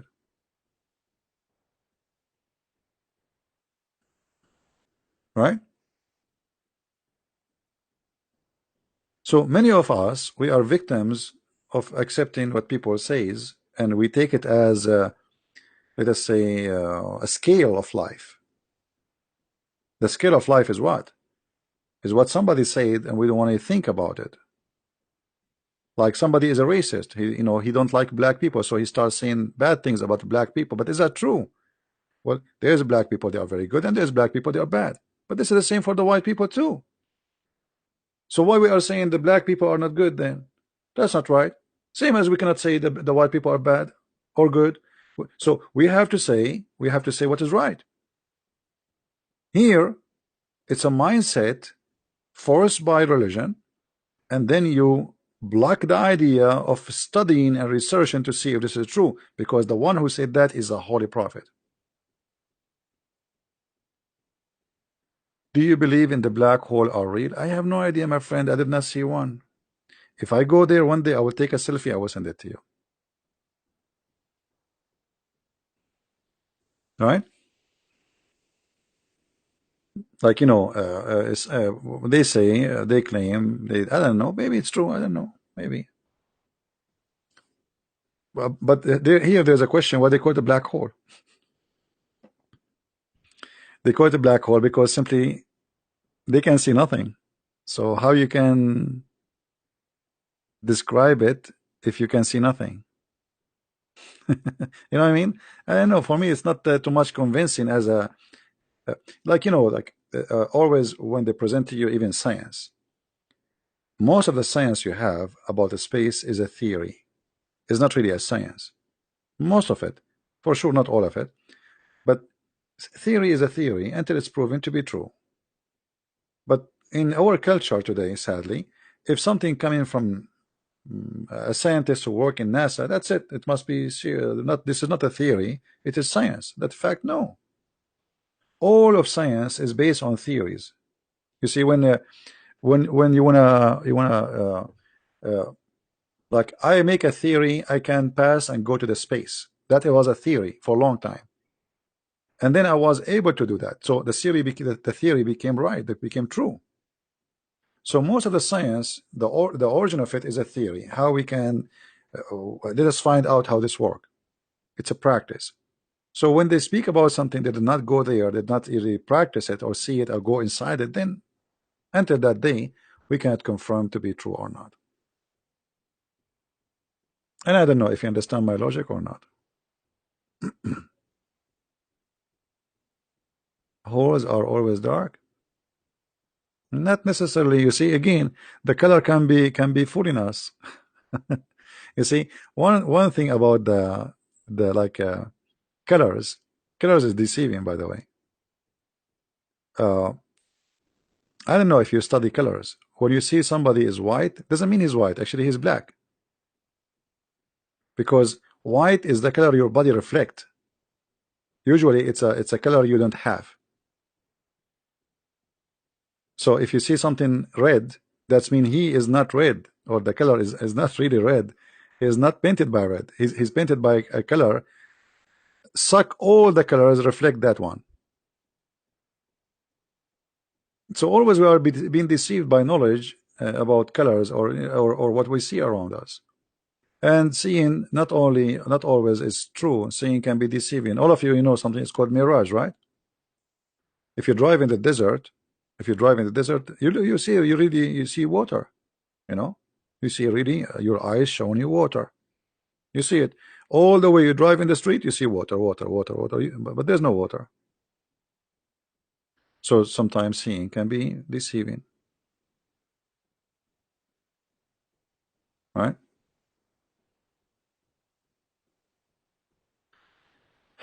People wish to call Zach and Egg. Well, if we call Zakir Naik, he will talk about the black holes and the space and then he will he will convert you to Islam.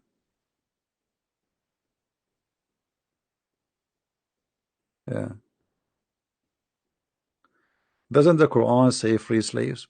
This is a good question. No, the Quran doesn't say really free slave to free them. The Quran says it's a penalty. Let me explain to you. What do you like most of your property? What the Arab like most of their property? They're slaves. So I will make you free a slave if you do this. If you break the law of Allah. If you kill a Muslim. So this was a penalty, not a reward for the slave. Do you understand what I'm saying? Guys, do you understand me? Like I say to you, if you cross and the light was red, I will force you to free a slave. So I'm not saying free slaves for the sake of the slaves. I'm saying free the slave for the sake of enforcing the law which you hate.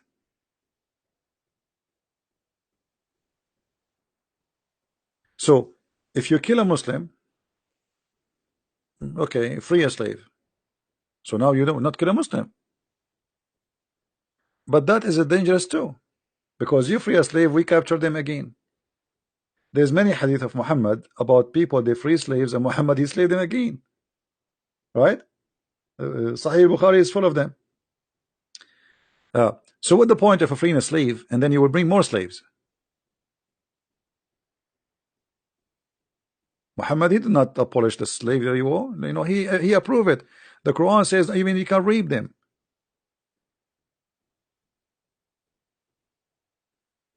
And Muhammad himself, didn't he accept slaves gifts from the ruler of Egypt or Alexandria?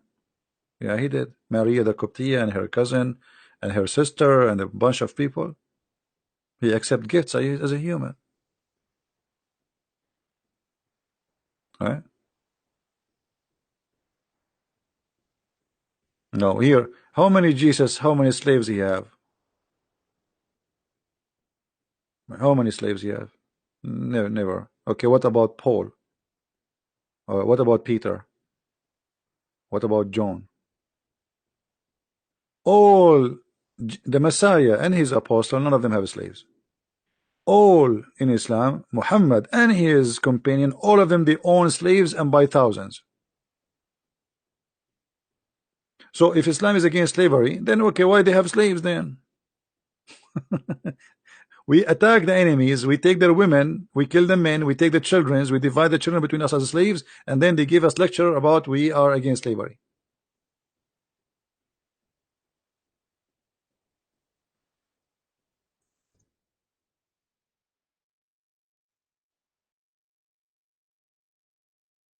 Look at this. I heard that Allah Messenger, I heard Atiyah, etc., etc., were presented to the Allah Messenger in the day of Qurayd. Those who have a pubic hair had a growing will be killed. So now Muhammad attacked this tribe, they are Jews. He make the men strip and the children too. And any child he have little hair around his pubic area, he will be slaughtered. Do you see it? And the rest, they made them slaves. You see here, it says, let us go to be alive, not to go to be free. All right.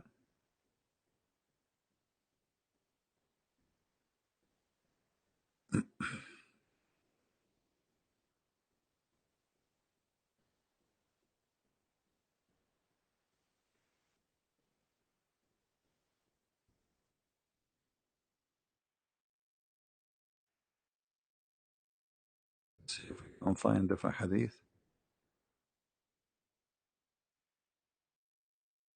Anyway, I think we have enough for today. So guys, did you learn something good? I hope people will download the video because we are not going to keep it long in my page. And I hope yesterday, did you enjoy the time with David Wood yesterday? Was it good? Would you like it? Many of you, they text me, they says, why you don't be there, you don't be there. Okay, he invited me, I went there to make you happy. And always, when somebody speak about something, a foolish man, after he speak for 2 minutes, you will notice he's a fool. Actually, always stay away from a person he don't talk, because there's no way you will know if he is smart or foolish or stupid. The more you talk, the more you get busted. You know what I mean?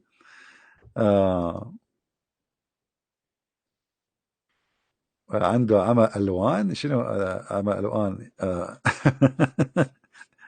You know what, Isa, he was asking me that what if somebody he's a color blind. I don't know if I told you the story once. Once a priest, this is an Orthodox church. I visit many churches and I do seminars everywhere. This priest, he called me. He said, there's a guy, he come to our church every Sunday after the service. After the service, like the churches, they have like a coffee, people sit together, So this guy, this is an Arab Christian church. This guy is an atheist. He come to the church and he start making fun of those nice Christians, and they are not rude.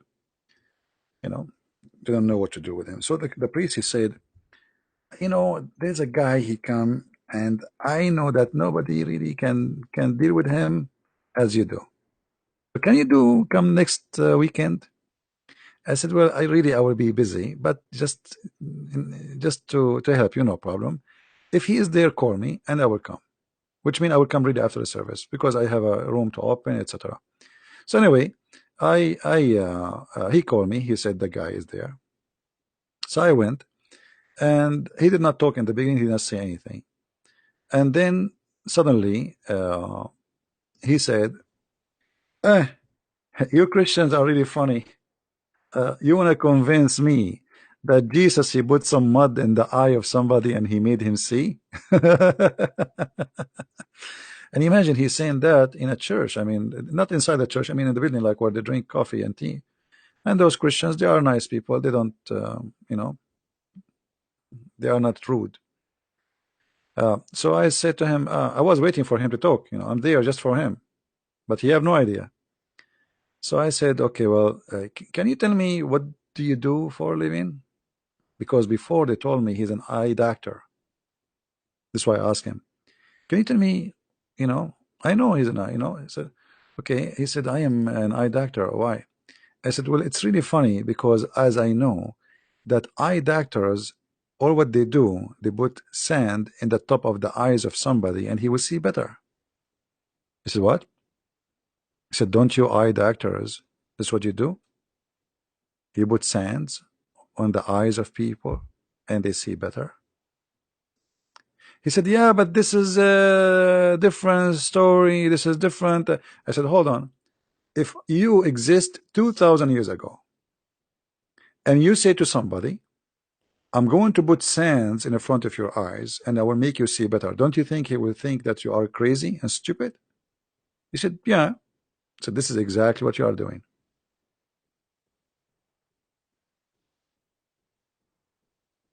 And he looked around him, and you see the silence. The people are quiet, waiting for him, what he will say, He said, yeah, actually, you're right. Like, he will accuse me to be stupid and crazy. I said, and you are. And since then, he never come to the church. He called the priest. He says, that guy who was then there, is he there? Is he coming? Is he still coming to the church? He's not coming no more. He called the priest. He said, this guy is still coming. Is still he coming? Is there? He's coming? Yeah. No, he's not. He's an atheist. He's an atheist. Yeah. But I mean, the logic, you can use your logic, but sometimes always you have to use the logic of the person to get him busted. We as a Christian, when we talk to people, we use our logic. Like a guy, a Muslim, like you saw the Muslim when he come, he starts saying to me, Jesus died, how he can be God, right? I did not use my logic, I use his logic. Use their logic you will torture them. You use your logic, you're wasting your time. They cannot deny your logic. They just use their logic. They use it. So try always not to use your own logic. Use their. All right.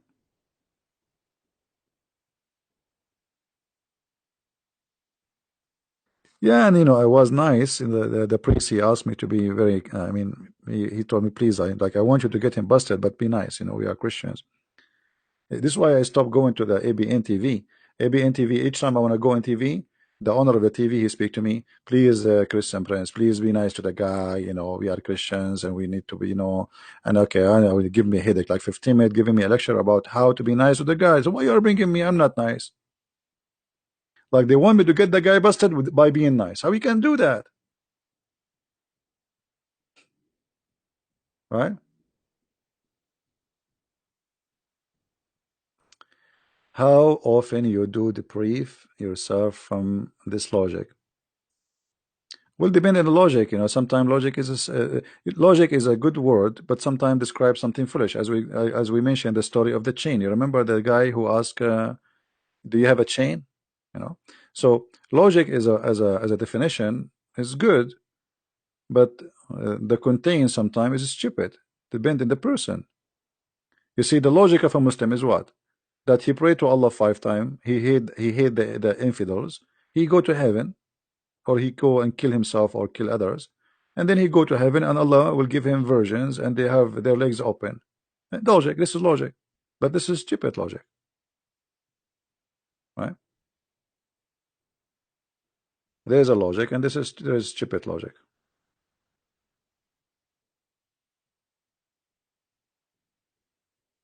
Everybody have his own logic in life.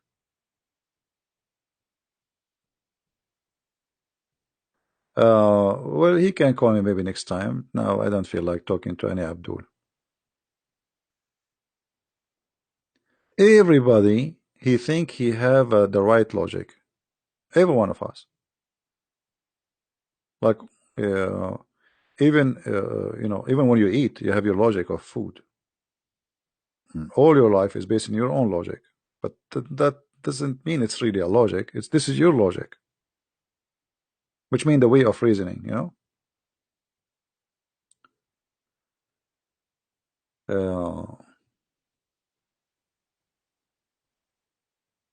And this is why you have to try. This is why we are talking about not to be shallow. Try to understand the logic of the person. From his logic, you will know how smart, how.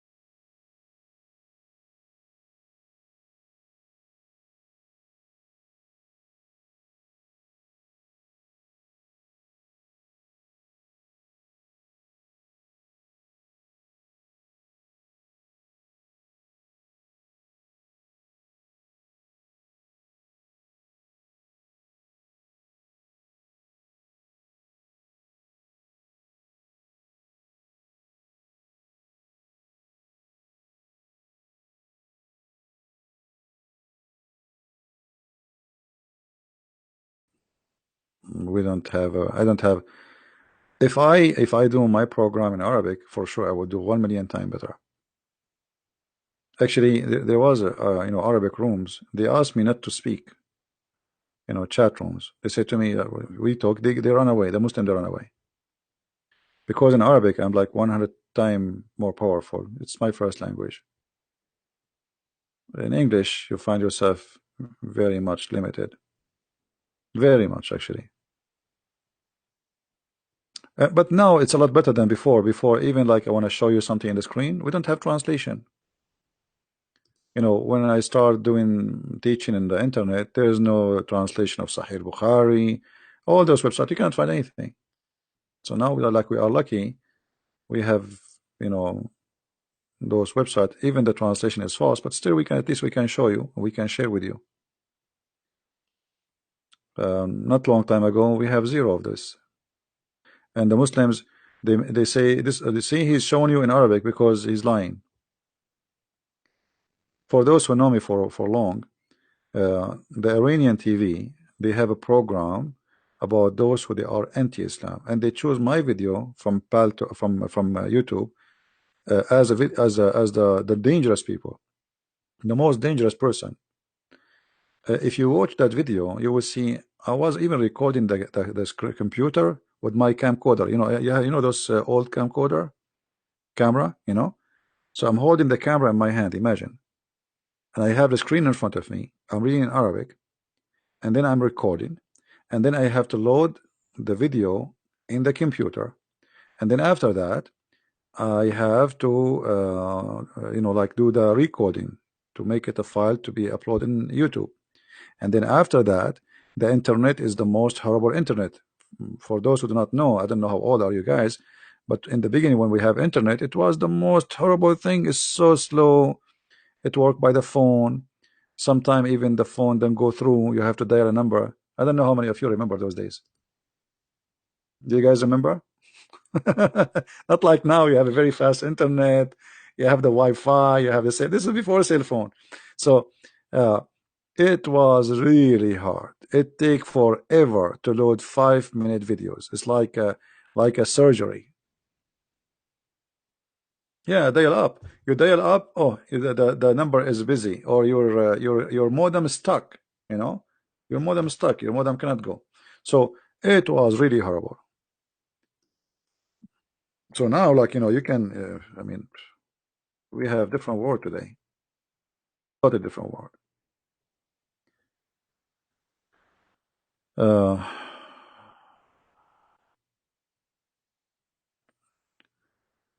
okay, Emax. Thank you. Yeah, but most of people know, like now, maybe don't remember those old days, you know, how it used to be. So anyway, like to make a video before, it used to be really hard, very hard. Not like now, I can share with you on the screen, and I go live. Uh, we cannot compare.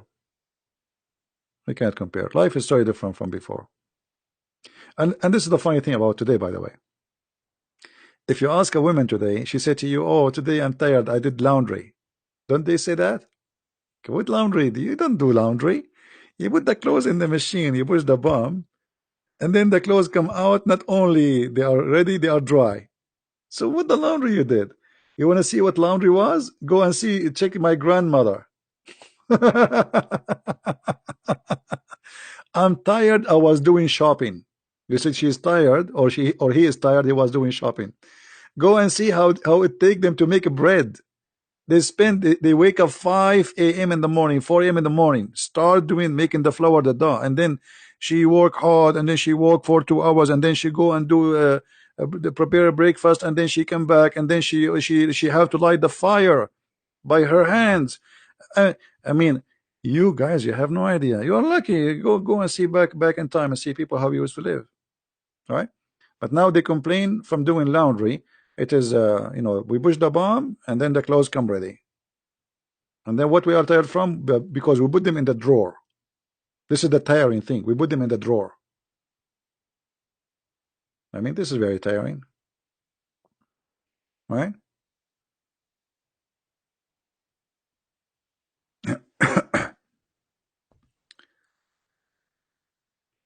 uh,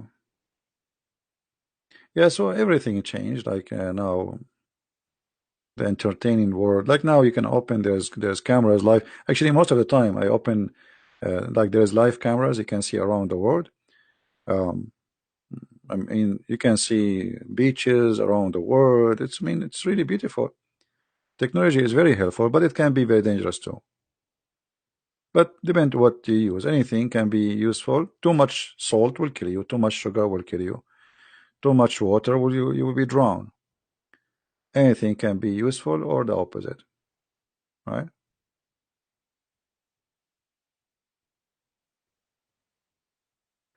لقد كنت عبدولا. I like your Abdulan language, my friend. Isa, he's saying he was Abdul and now he is not no more. So he is an ex-Muslim. He's saying to me in Arabic. He's saying قد كنت عبدولا وقد تحررت من الإسلام. I was Abdul. تحسنت وشفيت من مرض الإسلام. I was Abdul. This is what he's saying in Arabic, Isa. Very good for you, my friend.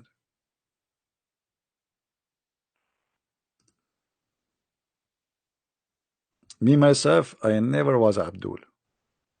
Did I tell you the story about the Abdul guy in Philippines? I think I did. But I don't know how many of you heard it before. I was in the elevator speaking in Arabic in the phone in the Philippines.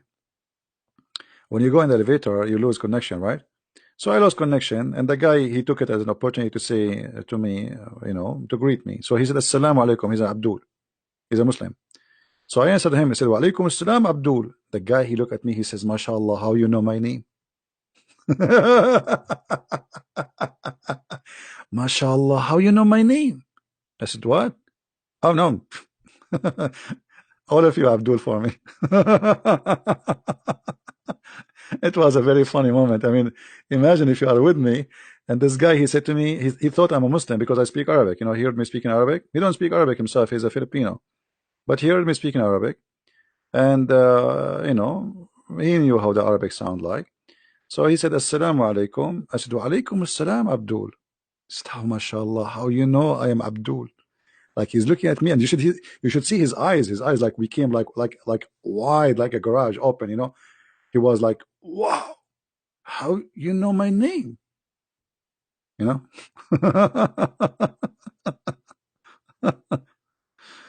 was a good one. Anyway, I actually, this guy, I took him to the yard back here, like like a garden parking, park. Sorry, like we were going up, and then he said to me, "So you are a Muslim?" I said, "No, I am not. Sure not. That's not good." So we start talking. He said, "Why not? It's good to be a Muslim." I said, "Do you want to show you?" I said, "Sure." So we, instead of going up, we stopped the elevator and we went down. We went to the park. I sat with him for some time, and he keeps saying, "There's no way in the Quran it says that. There's no way it says." He have a Quran with him. He sounds like a very religious. Anyway, he said he will ask his scholar, and he will come back to me about what he heard from me. After a while, I saw him in the mall, and he have a wife. She's wearing burqa with him, totally burqa. She saw nothing, her hands covered. He looked at me. He's saying like, he making a move with his mouth, his eyes, which means don't talk to me. He was afraid in front of his wife to talk to me. So I did not talk to him. Like, don't talk to me, right? All right. Wa alaikum assalam, Abdul.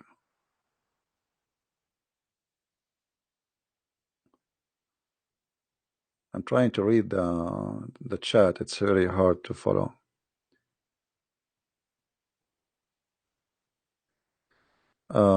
I hope your book will be translated to Bahasa Indonesia. As I know, some people are translating, but people, they say, I don't know if it's true or not. We will see. I mean, how much they are doing, I don't know. You wish you could talk to me? Everybody is welcome to talk to me. But, I talk in private only if there is something important. Otherwise, I would spend the day talking to people, So if there's something important, you can text me only if something important. All right? Malika, you want to be my friend? All of you are my friends. Why? Are you my enemy? Guys, what is this about? All of you are my friends. Why not? Actually, I have many of you. I consider them the same as a family for me because I spend time with you more than I spend time with anyone. How many hours I'm here? So I wish really I can meet all of you. It would be fun. I don't know how many of you hate me, but I don't blame you. I hate me too. Yeah. Uh, but sometimes it's good, like, But by the way, you might meet me one day because my voice is hard, extremely. It's hard to hide. The second I talk, if you listen to me before, you will know that's it's me. I told you once I was in the Philippines too. I was in a coffee shop. There was a guy reading the Bible and he's taking notes. So I said, okay, this Christian guy, let's talk to him. Um, so I asked him what he's studying, etc. And then he says to me, I know you. And I was looking at him, how this guy, he know me? In the beginning, I thought maybe he saw me in a seminar or something. He said, no, no, I know you. I said, I don't think we met before.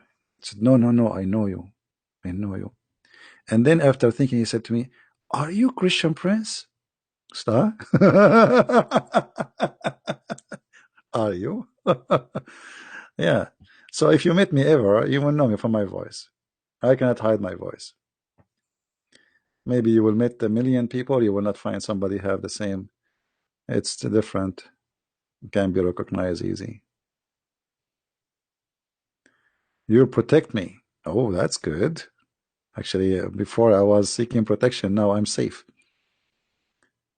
Yeah, thank you, all of you. Thank you. Yeah, sometimes actually I don't like go and argument because I don't want to. You will be known in a second. Once I was doing a seminar, they did not announce that it's Christian Prince. They announced that a Christian from the Middle East, etc. They don't say Christian Prince. And then after I finished, two girls they came, and one of them she get like the other one she's trying to push her to talk to me. So I said, okay, people are shaking hands with me after the seminar. So I said, how I can help you? You want something? She said, yeah, I have a question. Are you Christian Prince? And then I said, yeah. The other one she said, see, I told you, this is him. This is him. But once a guy he thought I am, he said to me, uh, are you Sam Shamoun? I said, did you see Sam Shamoun? He said, I said, what? Did you see how Sam Shamoun looked like? I said, I don't remember. I said, do I look like Sam Shamoun?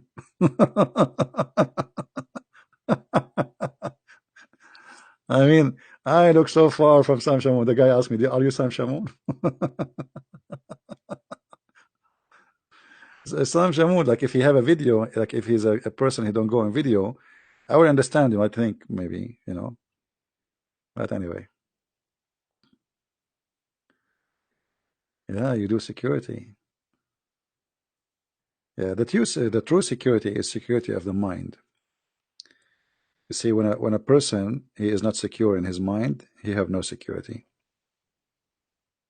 Because the first thing you live in your life inside the box of your head. There is all your fear, your trust, your life, your pleasure, your wisdom, your sadness. So try always to look for security in different way.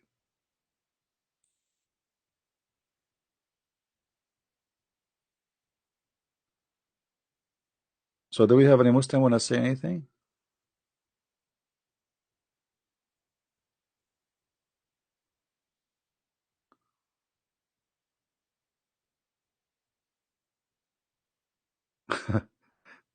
Ahmed is saying, once I fell asleep listening to Christian Prince debate, I ended having a dream. A client of mine was yelling at me, but CP voice was attached to his body. Actually, one of you, he sent me a picture. Yeah, hold on. Let me see if I can find it.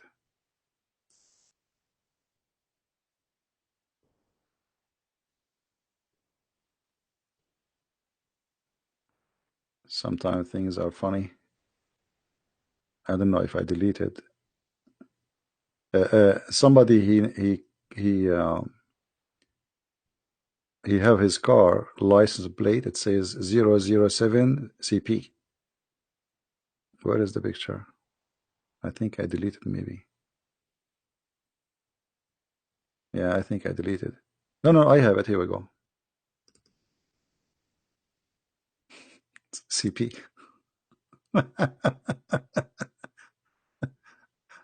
Oh boy. I'm not going to show all the number. I don't know who this guy is, but this is part of the number because there's letters. I don't want to show all the letters.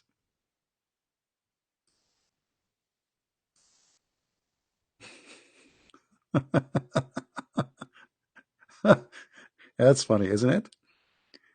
007. This is James Bond, CP.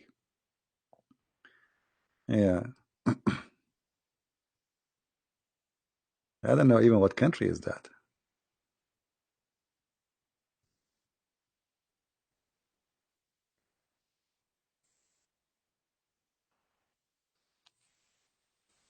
I like the car, BMW. I would like to exchange it for my donkey.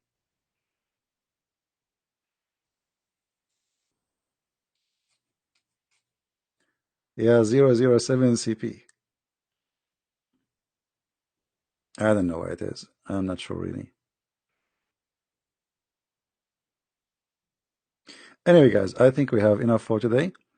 And feel free to download the video. You can cut it pieces, the part we are talking about marriage, etc. For those who like to help us.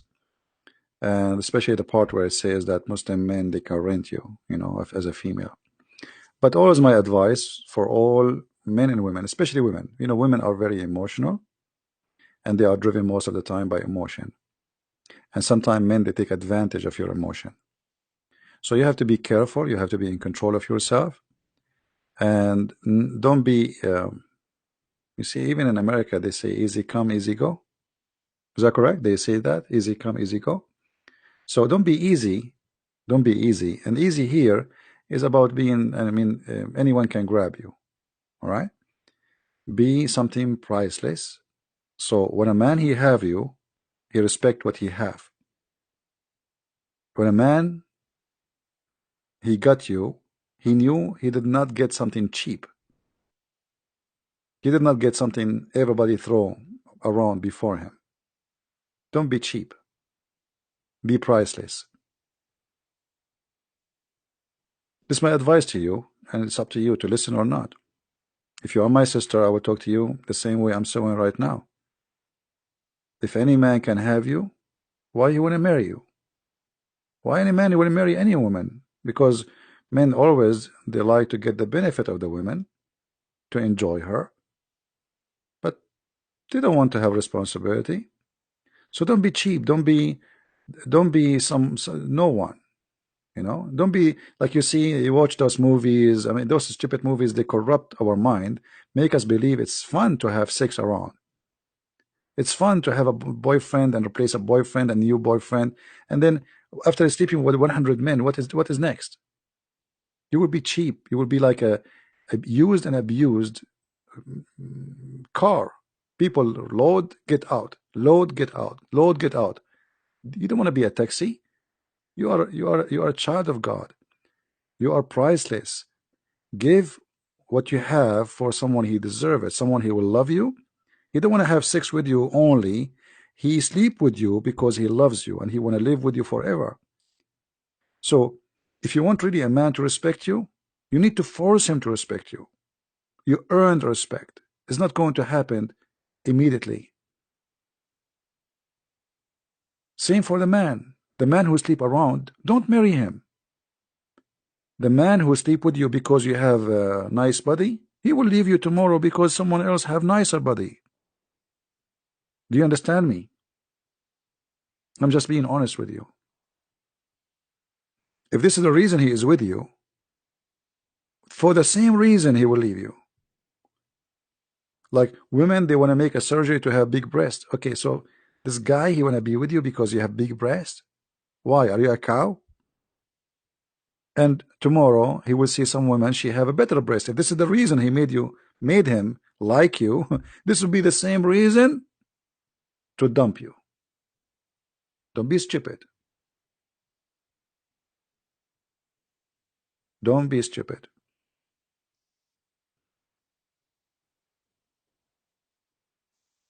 This is why I say always try to see someone who loves you, for things will grow, not things will shrink. Your beauty will shrink. Like somebody is proud, I have a nice body. I just saw somebody in the text saying that I have a nice body. Well, your body will not be nice. Just wait. The older you get, the faster you notice how much maintenance you need. You will carry a bag of medicine with you, even if you want to go to the bathroom. There's only one thing can grow. That is, your spiritual life and your wisdom. So marry a person who is wise, who love you, for his wisdom will lead him and will lead you to live together in a better life. A person who he think he going to the gym, okay, I'm going to the gym, I'm going to have a big muscle so the girls will look at me. This is a shallow person. He will not stay with you, trust me. The first girl he see her wearing shorter skirt than yours and she have nicer legs than yours, he will leave you and go for her.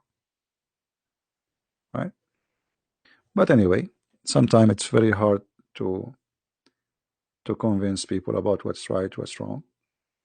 And that's why they end the wrong end. You will end the wrong end if you don't treat yourself carefully. Uh, to women, don't ask Maher. I don't know what you mean. When a woman is strong, then only the strong will approach you. I don't know what does that mean. It's not about strong. This is not about strong. It's about reserving yourself from being tempted. Temptation is very powerful. Sometimes you feel lonely. Sometimes you have needs. Your physical body have needs. We cannot deny that. So you have to fight your needs in order to get what is right. It's like, somebody want to eat, and I want to eat now. Okay, but if you wait maybe 30 minutes more, we can have a better food. So what people want, they want just life became a fast food. And today, sadly, if you are, I don't want to use the word, but I have to use it. If you are a whore, they say you are nice, you are cool. Cool, you are cool. You are open-minded, you are fun. But in their eyes, trust me, you are a whore. They don't respect you. They speak about sleeping with you as if you are, they're proud about sleeping with you. So why you want to do that?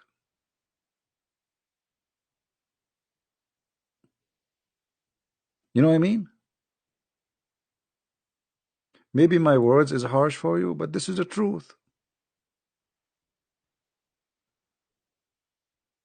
Right?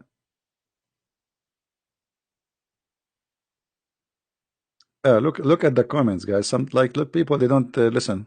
I have a nice body. Okay. So what if you have a nice body? And what is next?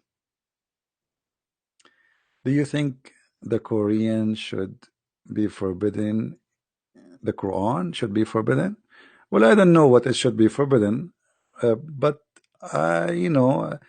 you cannot forbid a book because uh, it's impossible to forbid a book, first of all. Like the Muslims, they forbid my books, but my books is there. They forbid my videos, but my people hear me. So it's not forbidding the book will solve the problem. It is speaking to the mind of people so they will not believe in it. This is more powerful. Otherwise, if you forbid something, sometimes forbidding something make it more attractive. You know what I mean? To fight drugs is not just by saying I'm going to go after drug dealers, but if you make people don't buy it, if you convince them not to buy it, then nobody will import drugs. Is that correct? Why there's drug dealers? If nobody buy, there's no drug dealers. Is that correct? Okay. Well, so the best solution is make people more aware of the danger of drugs, and they will not buy it. Then nobody can sell it. Then even if you bring drugs and put it in the street, nobody will take it. As simple as that. So people always fight things in the wrong way. Like I fight it, so I force my law, like in Saudi Arabia, you cannot have sex without contract or supposedly, which is a prostitution anyway. But people they do, and the more you force it, the more they do it. It is the most corrupt country ever. Everything happening there. I remember the story of the limousine company. You call the limousine car. If you are a female, they send you a male from Al Bosnia to sleep with you in the back seat. If you are a male, they send you a female from Al Bosnia or from those from poor countries in the east of Europe, Muslim countries, and it's a limousine in the car. You know, nobody drink alcohol more than them. Every year, hundreds of people die there because they drink perfume. Imagine perfume. So here we go. Alcohol is forbidden, but is it really forbidden? It's not. It became more attractive. So forbidding things will not solve a problem, right? It's not really what make life better.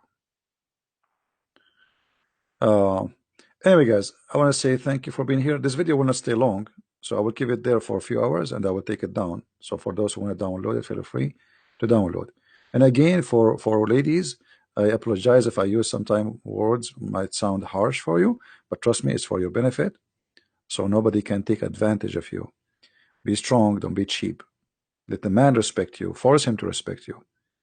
Don't be available to anyone. There's a hadith about a guy who have his wife. Anyone can touch her. Look what kind of life this life is. Anyone can touch her. So even the man who marry you, he will not feel special. He have many men before him, and maybe you will have many men after him. So why you what? No comment. Thank you guys for being here. I hope what I shared with you was good. And if it was not good, don't listen to me. Maybe I'm not right. Thank you, Lord, for having all those people here. And thank you, Lord, for those who help us and support us. And I really appreciate all of you. And I receive a lot of messages full of love, and I don't know what to say. I feel bad because I cannot respond to you. But I apologize, really. It's too many, and I cannot really answer everybody. I prefer to come here, because English is not my first language too. So sending back emails, like some of you send me wrong email. For me, if I send you an email, I would say thank you for your kind words, or it's not easy for me to type back. So you want to talk to me here in the chat. I will answer you. I will be happy to give you the time you deserve. So with this, I want to say thank you, guys. May the Lord bless you, and until we see you soon again, Christ is Lord and Islam is false. God bless. Take care.